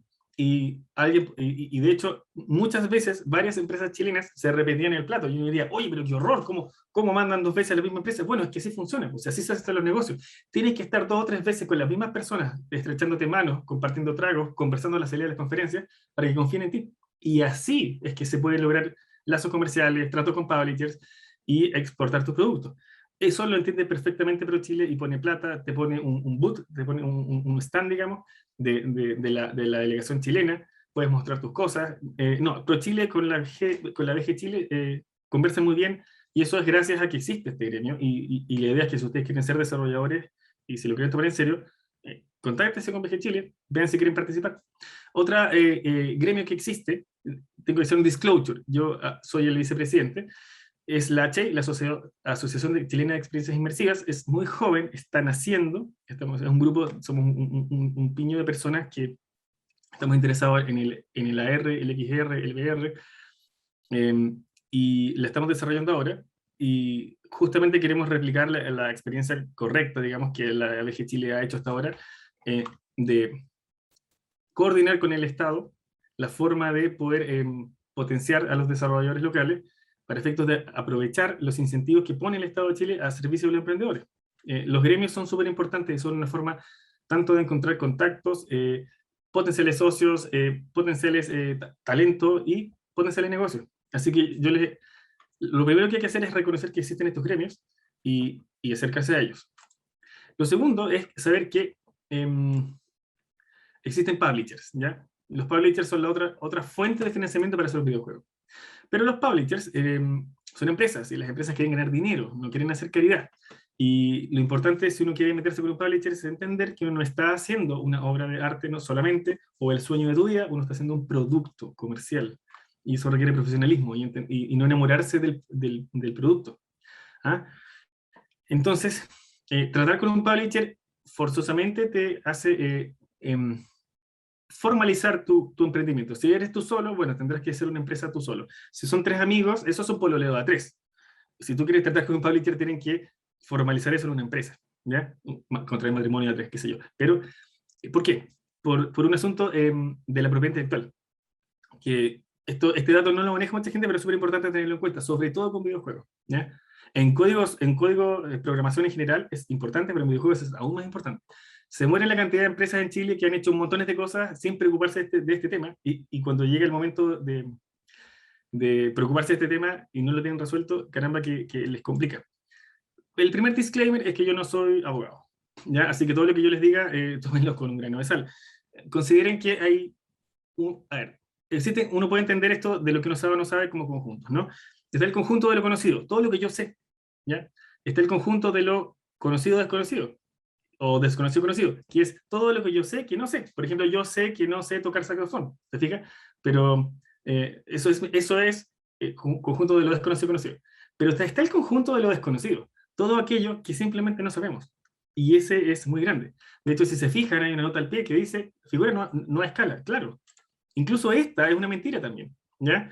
El conjunto de lo desconocido es gigantesco, ¿ya? Entonces, todo lo que yo sé es poquito, todo lo que yo sé que no sé es ínfimo, y lo que no sé es gigantesco. Eso es una cosa que tienen que tener súper clara siempre, yo creo, si van a hacer emprendimiento, y principalmente en videojuegos, porque hay mucho. El videojuego es una disciplina que combina ingeniería y arte. Y esas dos áreas por sí solas tienen, pero es que una infinidad de ramificaciones, de conocimientos, de saberes que hay que dominar, saber. Entonces, primero tenemos que partir con la noción de que desconocemos tanto que primero entendamos lo que estamos haciendo y en dónde nos estamos metiendo, y luego quizás vamos a tener chance. Bueno, hecho este disclaimer, ahora vamos a hablar de los contratos. Los contratos, en la propiedad intelectual es algo que se puede registrar, se registra en Chile, se registra en la INAPI, el Instituto Nacional de Propiedad Intelectual, y básicamente tú puedes registrar modelos de utilidad, patentes comerciales, marcas, denominaciones de origen, indicaciones geográficas, etc. Es la clase de cosas que tú puedes registrar en el INAPI. Luego, existe algo que se llama el Tratado de Berna, el Convenio de Berna, ¿ya? Y el Convenio de Berna fue algo que se creó en 1886, y dice que toda obra que se cree por un autor le pertenece automáticamente, ¿ya? Los principios son que la protección es en todos los estados firmantes. Creo que hoy en día hay 2 que no han firmado, algo así.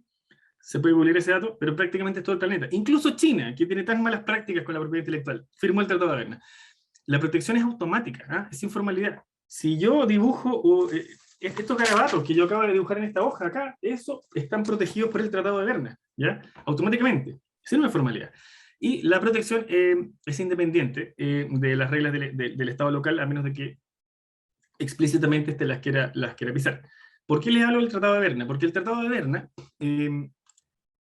cubre a todos los autores, ¿ya? Y aplica sobre todas las obras, campo literario, campo científico, campo artístico, cualquier cosa que sea una forma de expresión, ¿ya? Les recomiendo entrar a la OMPIS en español, WIPOS en inglés, pero la misma organización, para aprender un poco más de esto. Es una hoja, no es tan larga, es interesante. ¿Y por qué es muy importante en los videojuegos? Y en el software. Por lo siguiente. El videojuego tiene muchas cosas susceptibles de ser registradas como propiedad intelectual. Composiciones musicales, sonidos, voces, efectos de sonidos importados, sonidos internos. Están las imágenes en todos sus formatos, están los videos, los frames, las capturas, las animaciones, el texto, las historias. Y en código computacional está todas las formas de código posible, código de fuente, código objeto, motores, código auxiliar, complementos, rutinas, etc. Todo lo que compone un videojuego es susceptible de ser registrado como propiedad intelectual. Y nuevamente dirán, les recomiendo fuertemente leer Jugar el Juego de 2014, es un documento en PDF gratis, abierto, que generó la OMPI, la WIPO, y The Legal Status of Video Game. Estos 2 documentos son súper buenos a la hora o sea, ¿quieren quedar expertos en esta cuestión?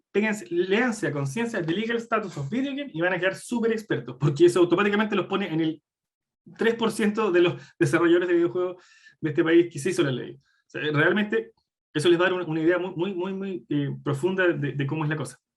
Pero les recomiendo los 2 documentos, ¿ya? Se buscan en la OPI y la WIPO y saquen pantallazo, esos son los títulos. Pero ¿por qué es importante esto de lo que es susceptible de ser registrado? Porque resulta que cuando ustedes fabrican un videojuego y contratan programadores y artistas, les tienen que hacer un anexo para que ellos cedan los derechos de autor de eso que están creando, ¿ya?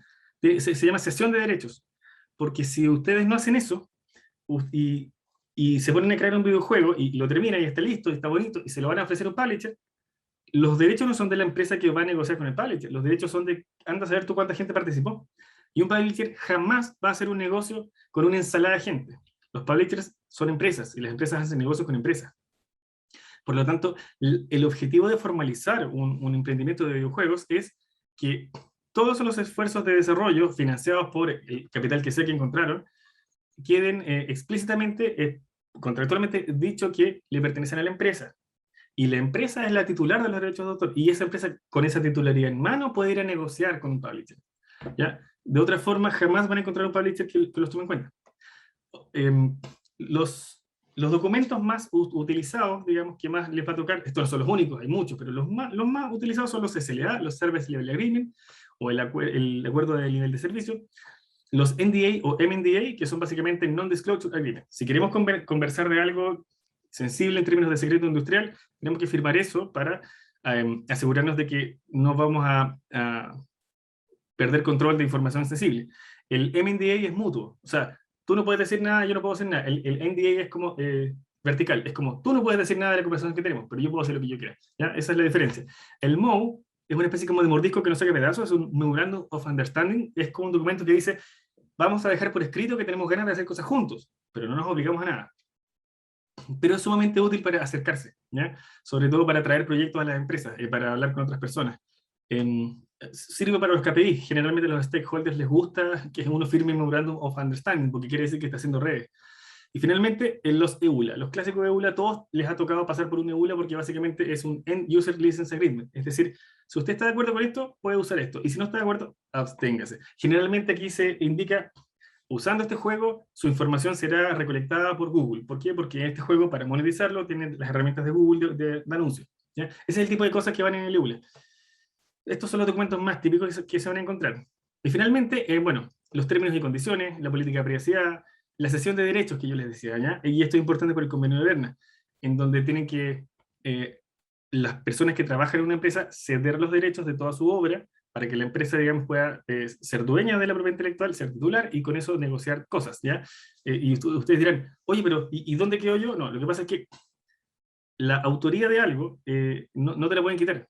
Si tú hiciste algo, puede que no seas titular del derecho de autor, pero sigue siendo autor, y en tanto autor mereces reconocimiento en los créditos, ¿ya? Es muy feo, y hasta ilegal no reconocerle el crédito a una persona por hacer algo, independientemente de que se vista tus derechos para una empresa.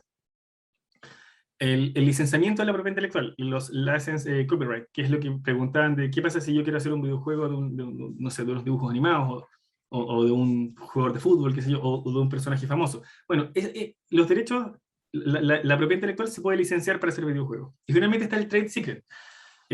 Muchas veces no se puede registrar o patentar las cosas que uno hace en software. A veces no tiene sentido. Claro, yo puedo, el script de lo que yo hago, yo puedo agarrar el fuente, lo puedo imprimir, puedo ir a una oficina, lo puedo patentar como una poesía, sí, súper útil. El problema es que actualmente el software ya no funciona así. Quizás eso servía en los 90, pero el software hoy en día evoluciona todos los días y se basa muchas veces en librerías que no son ni siquiera tuyas. Entonces, al final, patentar software o registrar software tiende a un sinsentido. Olvídense cuando uno se mete con inteligencia artificial y modelos de redes neuronales.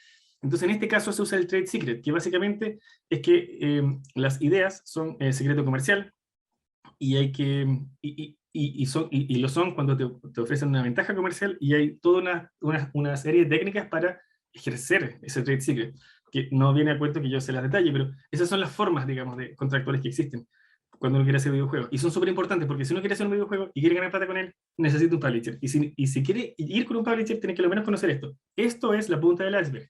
Les pega de ustedes ir a ver el detalle de todo esto. Y finalmente, llegamos a la parte más interesante, que son las subvenciones privadas o del Estado, ¿ya?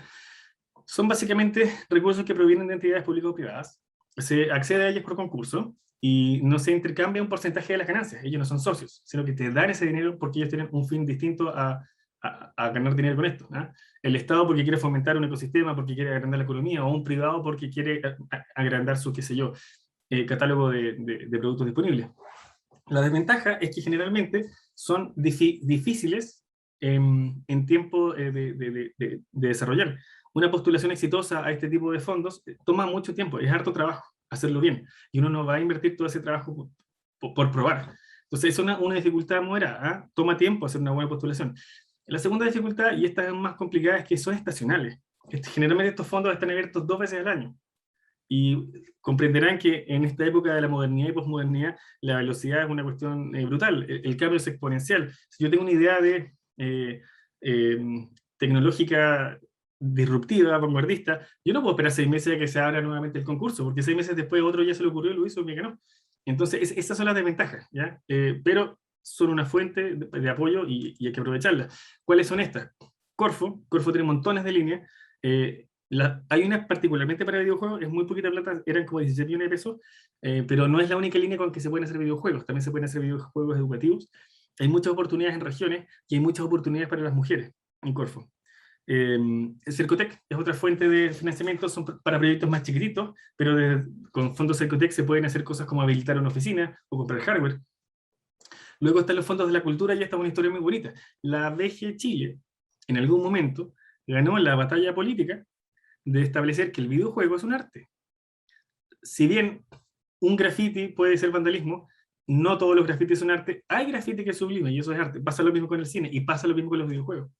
El videojuego fue considerado como una arte y el Fondo de la Cultura entonces tuvo que incorporar a los videojuegos como una dimensión más financiable por sus líneas de financiamiento.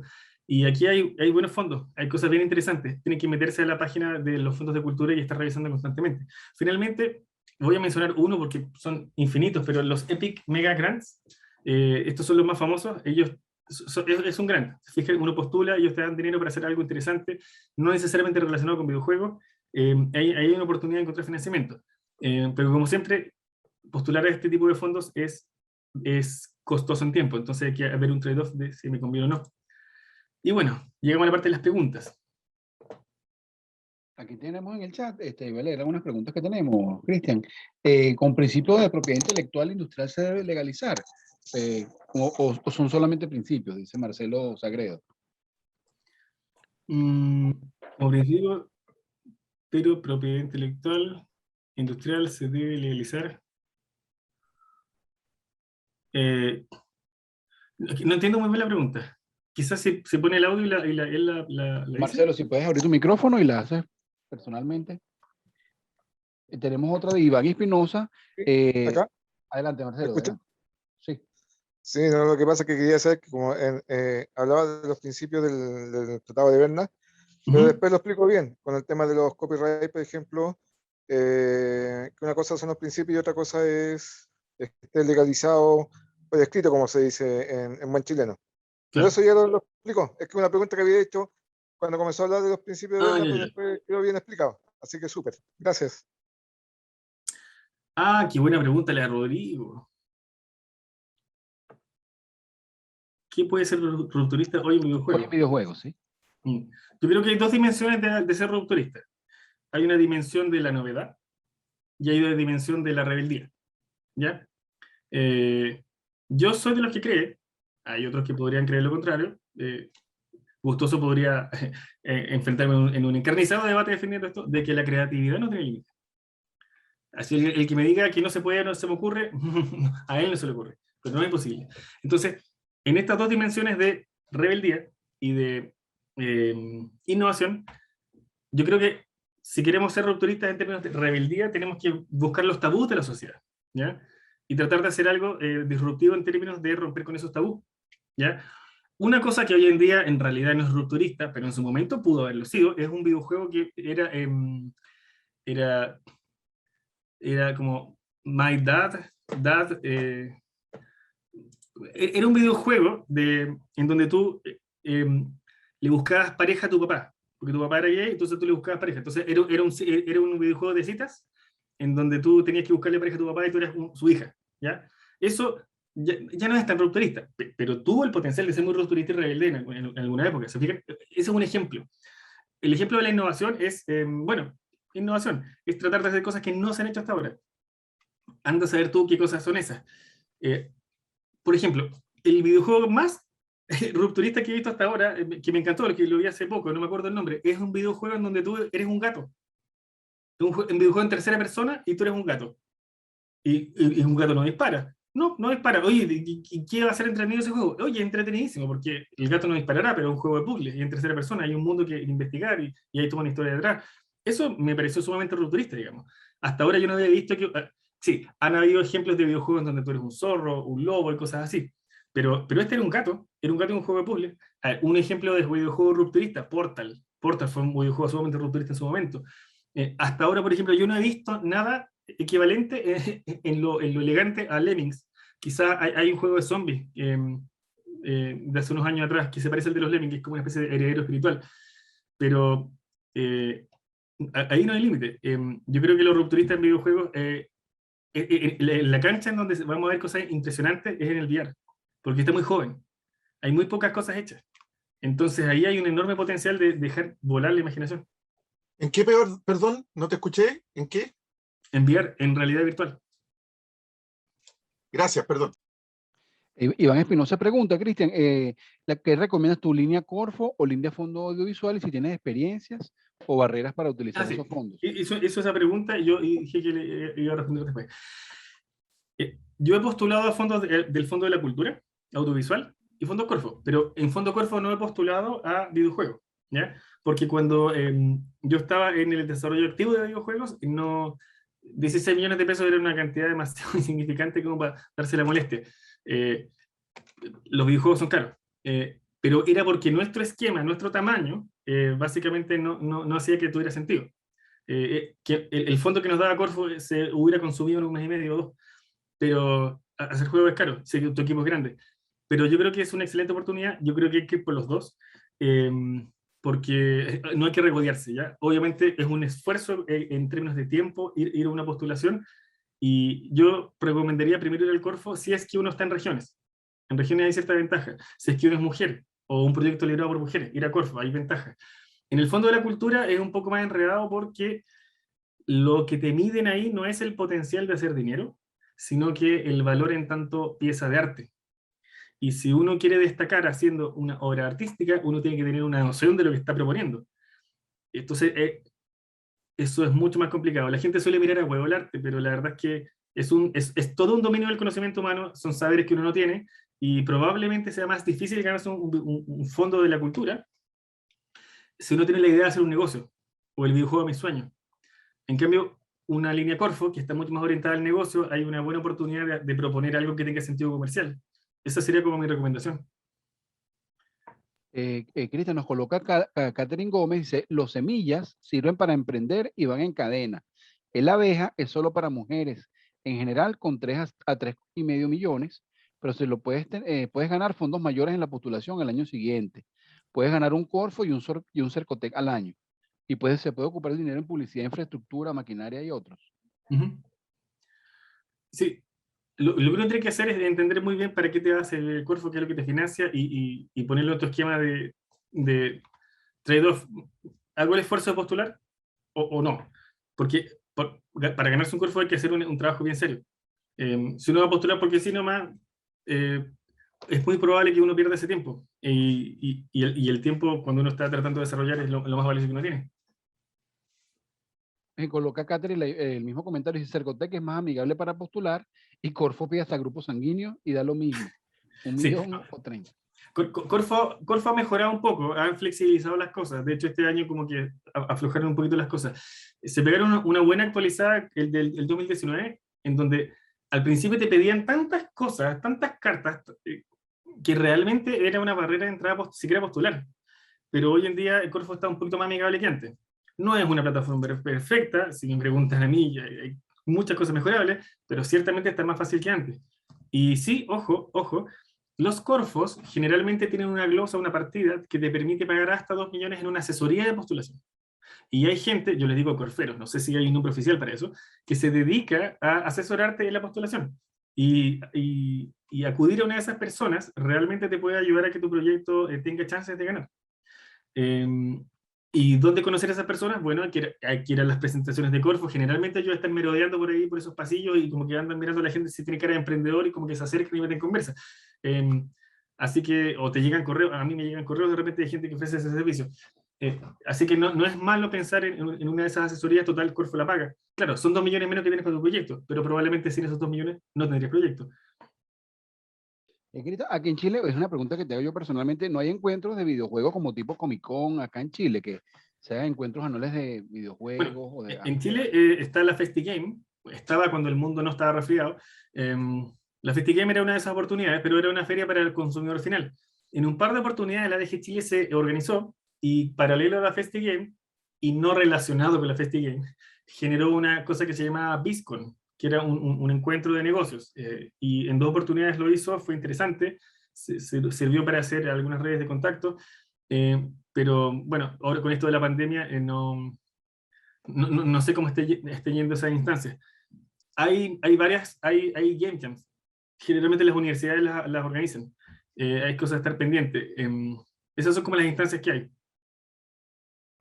Nos coloca aquí Mario Flores dice que Autochess en su época fue rupturista y el boom llegó con Team Fight Tactics, League of Legends, que dejaron marca en el mercado.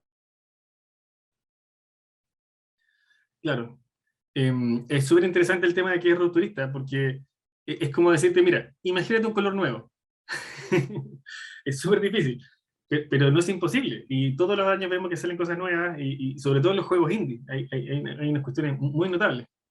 Lo que yo propondría es que uno esté pendiente de los juegos indie, ¿ya? Porque los grandes juegos no van a salir mucho del molde, porque ellos tienen un mandato cautelar que es generar dinero en grandes cantidades, y eso es con el 65% grande de la distribución normal, y no se pueden salir mucho de ese aspecto. Pero los juegos indie no tienen esa limitación y pueden hacer cosas loquísimas. Y si uno mira muchos de esos durante mucho tiempo, tu cerebro solo va a empezar a procesar esa información, y se te va a ocurrir algo nuevo mezclando conceptos. Yo creo que la mejor forma de dar con una cosa muy innovadora es estar viendo lo más innovador que hay disponible, y esos son los juegos indie. Así que les recomiendo fuertemente itch.io. Itch.io. Ahí están los indies poniendo sus cosas nuevas. Iván Espinosa te pregunta si has logrado llevar un videojuego a una tienda y cómo te fue con eso. No he logrado llevar un videojuego a una tienda. Lo que pasa es que cuando yo trabajé 4 años haciendo videojuegos con una empresa norteamericana, pero nuestro modelo de negocio era distinto. Porque nosotros no publicábamos en tiendas, nosotros publicábamos en una cárcel. Entonces había unas tablets especiales que eran como un teléfono público antivandálica, transparente, que se supone que era para no esconder cosas cortopunzantes, pero claramente tú pones esa tablet y le das en la cabeza a alguien el otro día. Era un arma por sí sola, pero en fin. Eran unas tablets Android bien particulares, y nosotros fabricábamos juegos para esas tablets. Y la tienda en donde publicábamos nuestros juegos era una tienda interna del sistema que tenía, digamos, las cárceles norteamericanas. Entonces nosotros nunca publicamos un juego en las tiendas. Lo intentamos en un par de ocasiones, pero el modelo de negocio de nuestra empresa era este otro, y así se ganaba el dinero. Entonces, por más ganas que tuviéramos de presentar proyectos y hacerles pitch a nuestros stakeholders, la verdad es que nos decían, sí, niño, muy bonito, pero la verdad es que nuestro negocio es otro. Entonces, yo no tuve oportunidad de poner en la tienda una cosa. Una pregunta que hubo más arriba, Cristian, pregunta que si pudiese tener éxito los juegos pixel arts para niños, con esa tendencia de juegos pixelados que se usaba antes. Sí, ¿por qué no? Ojo que a ver, si tu público son los niños, la forma de monetizar los videojuegos es con publicidad.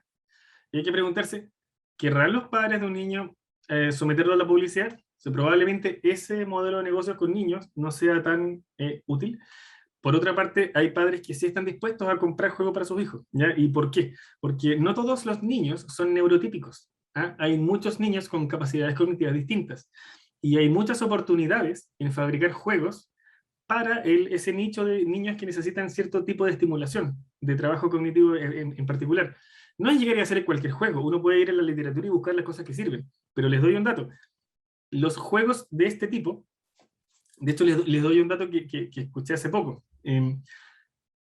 Hay unos juegos para entrenar habilidades cognitivas que se usó para adolescentes con síndrome de Down, en conjunto con un tratamiento que les hacían, digamos, con unas vitaminas.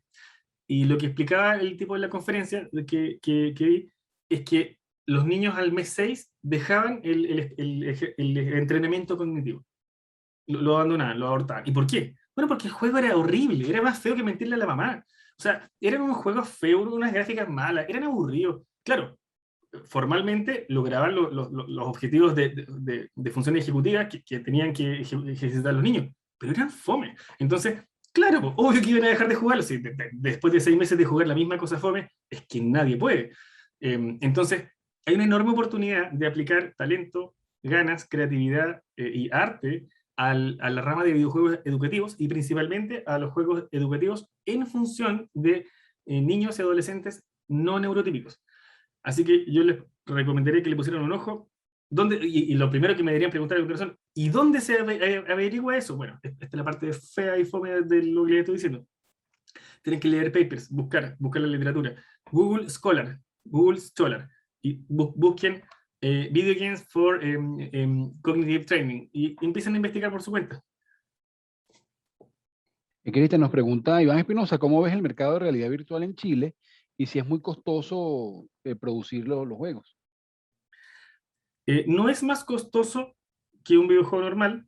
La realidad virtual tiene una ventaja súper interesante, y es que cuando tú haces un videojuego de consola, o de desktop, o de celular, un gamer espera mucho contenido. Y mucho contenido significa muchas horas de trabajo, y muchas horas de trabajo es caro. Y cuando uno es un indie, no tiene todo ese recurso. Pero en la realidad virtual tú no puedes estar más de 30 minutos, o sea, solo los más hardcore están 40 minutos con esto. Pero generalmente la gente se los pone 20 minutos, 30 minutos y se los saca. Entonces tú tienes la oportunidad de hacer experiencias cortas y significativas. Y como es un mercado joven, no hay mucha competencia todavía y se puede innovar mucho. No es tan difícil salir con algo nuevo y creativo en el mundo del VR que en, no sé, desktop o celular, que está hiper colapsado. Entonces yo le veo harto futuro al VR. Ahora, en Chile en particular como mercado, bueno, la típica respuesta, Chile es un mercado pequeño. Pero VR, probablemente el potencial de él no es solo en juegos, ¿ya? Ahora, depende a quién le pregunte, pero yo soy de la siguiente idea. Ahora en septiembre, generalmente Oculus en septiembre anuncia su nuevo hardware, ¿ya? Y lo que va a anunciar en septiembre va a ser una versión mejorada del actual Oculus Quest 2. Y muchos creen, yo estoy entre esos que creen eso, que esta versión va a traer eye tracker, ¿ya? Ya existen aparatos de eye tracker, existen de otras marcas, y son relativamente buenos. Pero cuando la realidad virtual de Oculus, que vale $300, que es un regalo, traiga, bueno, puede que cueste 600, pero aún así va a ser un regalo, eye tracker, el potencial industrial de la realidad virtual va a explotar, pero va a explotar, ¿ya? Entonces, no solo hay oportunidades haciendo videojuegos con la realidad virtual, sino que hay oportunidades de hacer startups tecnológicas de todo tipo de servicios, ¿ya? Cuando eso suceda, cuando se den cuenta que tienes el potencial de rastrear la mirada de los ojos de una forma digital, van a empezar a haber oportunidades, requerimientos, la industria de investigación de mercado van a empezar a volcarse a los desarrolladores para decir, chuta, queremos entrar a esto, y ahí deberían estar todos ustedes que aprendieron a programar, que se interesaron por la parte de videojuegos, con una respuesta. Ahí hay un potencial de startup tecnológico infinito que el Estado tiene las herramientas para llevarlos adelante.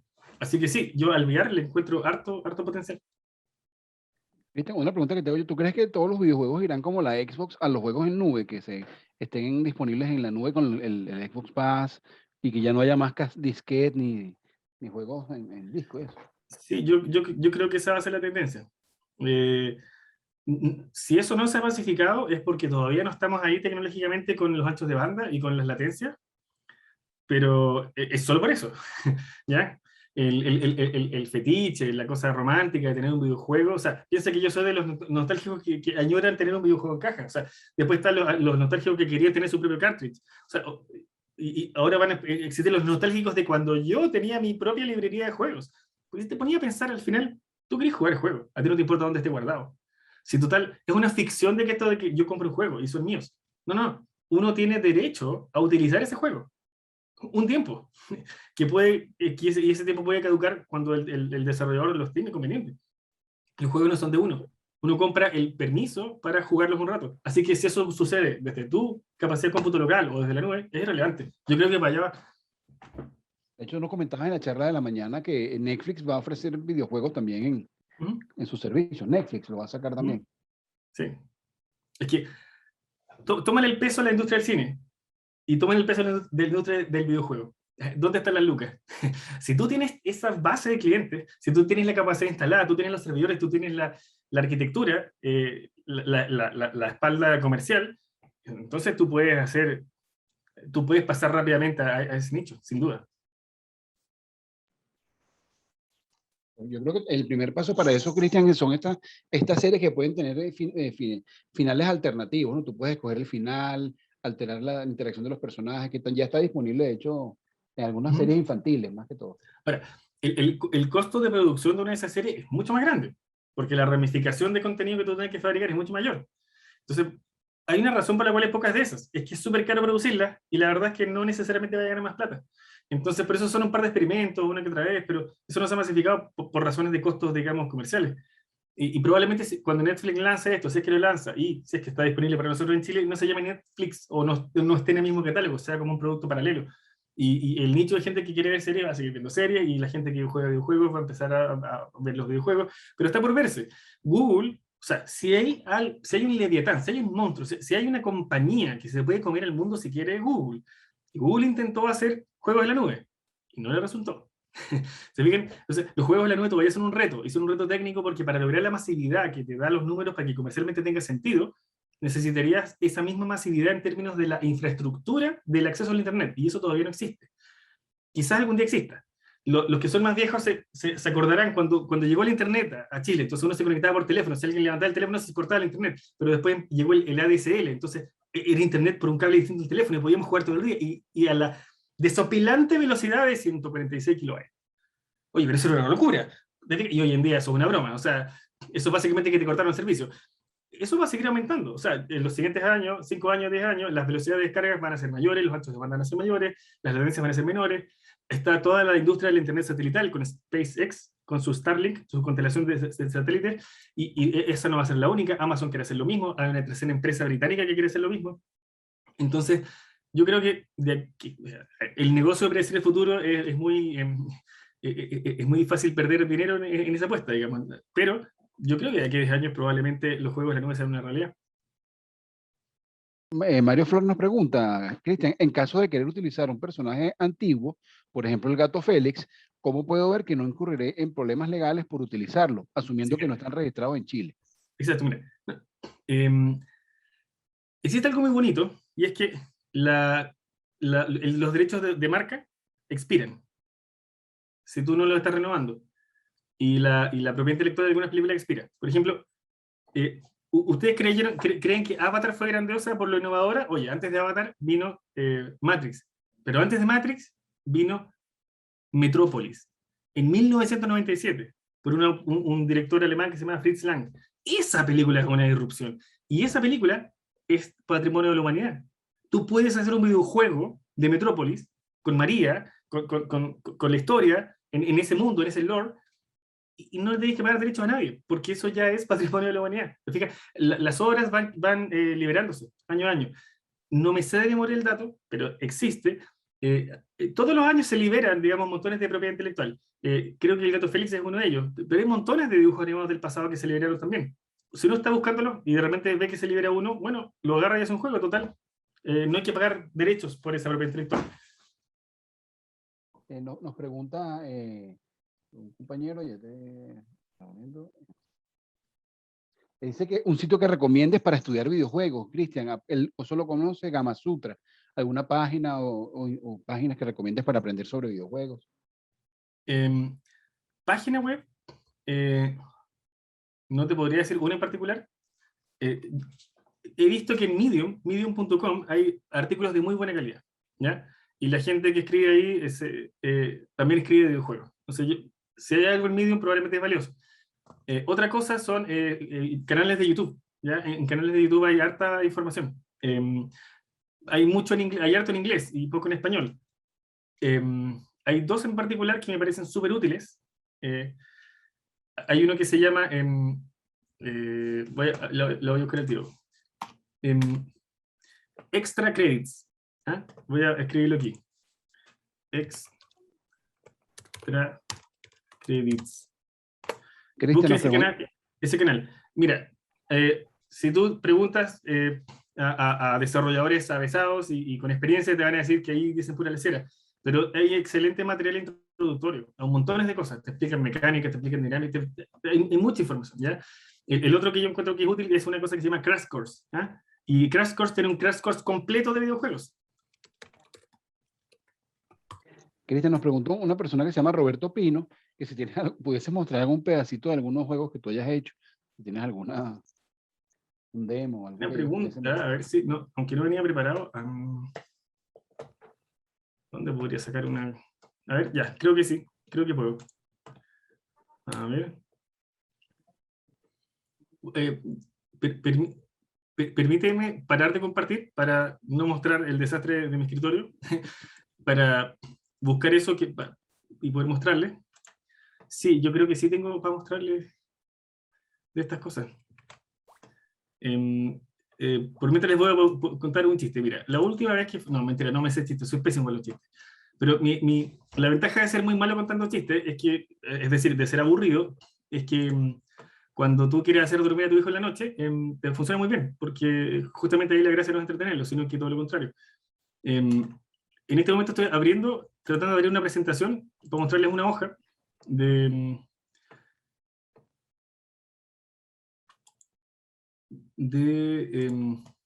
algunos juegos que hicimos en el pasado. Porque justo tengo una presentación de una clase que le hice, yo hacía clases en la UNIAC, en producción de videojuegos, y justamente tenía una caso práctico.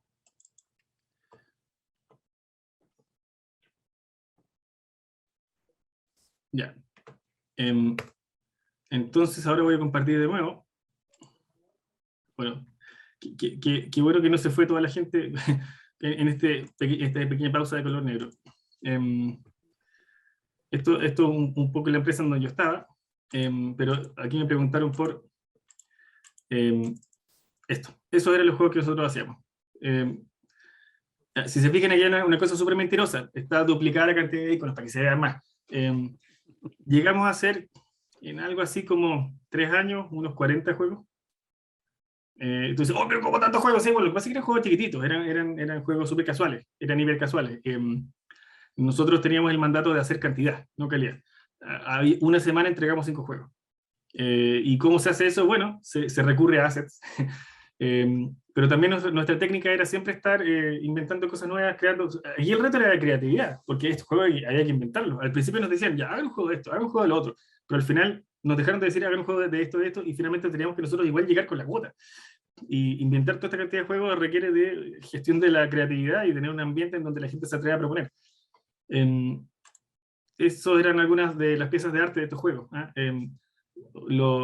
El proceso de cómo se crean, desde el concept hasta cómo se va refinando, hasta que se le da la textura, la profundidad, el color.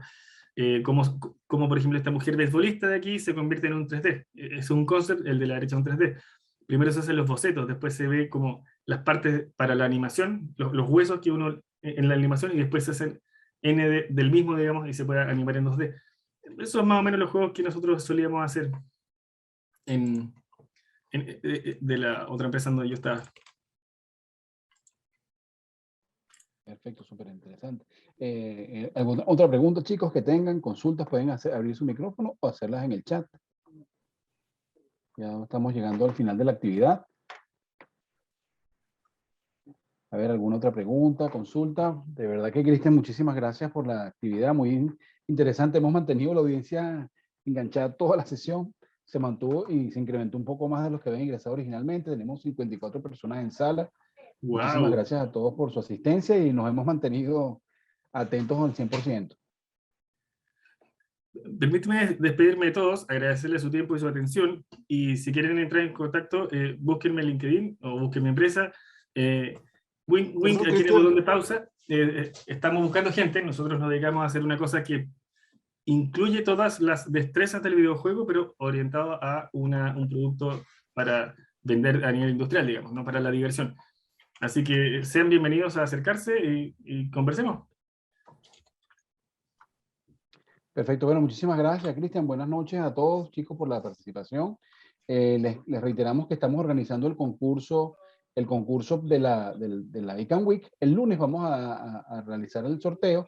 Deben seguir nuestra cuenta en Instagram e indicarnos a qué curso pertenecen. Vamos a rifar 3 tabletas y un curso de preparación para la certificación en Scrum. Entonces, el lunes vamos a ingresar a cada uno de los grupos y traten de seguir nuestra cuenta de Instagram y se va a hacer el sorteo entre tres tabletas y el pago de un curso de preparación para la certificación de Scrum. Si no hay ninguna otra pregunta, chicos, creo que podemos dar por cerrada la sesión. De verdad que muchísimas gracias a Cristian por habernos acompañado con esta excelente exposición y agradecer a todos los participantes por su asistencia. No queda más que desearle buenas noches a todos y por haber participado activamente toda esta semana cargada de eventos que organizamos para ustedes y para aportar en el desarrollo de cada uno de ustedes como futuros desarrolladores en cada uno de los ramos que tenemos acá en el ICANN. Entonces, fíjense que tenemos 3 tabletas y el curso, y ahí tienen nuestra cuenta de Instagram, por favor síganla, y se va a hacer el sorteo entre las personas que están registradas en la cuenta el día lunes. Entonces van a recibir la información en cada uno en sus aulas. Bueno, no resta más que despedir la sesión y dar las gracias a todos por su asistencia. Buenas noches, gracias Cristian, buenas noches, feliz fin de semana Buenas para noches a todos. todos, muchas gracias. Buen fin de semana. Que descansen, hasta luego. A Mario, tienes tu mano levantada, adelante, antes de que cerremos la sesión. Disculpa. Hola, buenas tardes Cristian, buenas tardes Gustavo. En realidad esta consulta va para Gustavo. Es sobre el tema de los premios que van a sortear. Esto es debido a que se va a sortear entre todos los seguidores de la página. Entre los estudiantes, O sea, estudiantes del ICANN que sean seguidores de la página de Instagram, nos indiquen porque yo soy estudiante, pero no lo sigo en Instagram. Sí, uno de los requisitos para participar en el concurso es seguir la cuenta y indicarnos en qué curso estás. Por ejemplo, me llamo Mario Flores, estoy en el 0021, 0054, 0049. Comprendo. ¿Se le debe hacer envío por medio de mensaje directo? ¿Se escriben en el mismo comentario? Seguir la cuenta y enviar un mensaje a la cuenta de icam.cl. Comprendo. Y la última consulta a Cristian. Disculpa, Cristian, veo que ustedes están en un proceso de contratación o búsqueda de nuevos talentos. ¿Hay alguna área en particular que estén buscando? React, Golang, AWS, 3JS, Unity. Ese es como nuestro stack. Muchas gracias. Chicos, tienes que solamente registrarse en Instagram y seguir la cuenta de icam.cl y enviar un mensaje indicando su nombre y a qué curso pertenece. Ahora sí despedimos la sesión. De todas maneras, el lunes vamos a dar más detalle en mensaje de cada uno de sus cursos en Teams. ¿Okay? Muchísimas gracias a todos y buenas noches. Gracias nuevamente, Cristian. Hasta luego.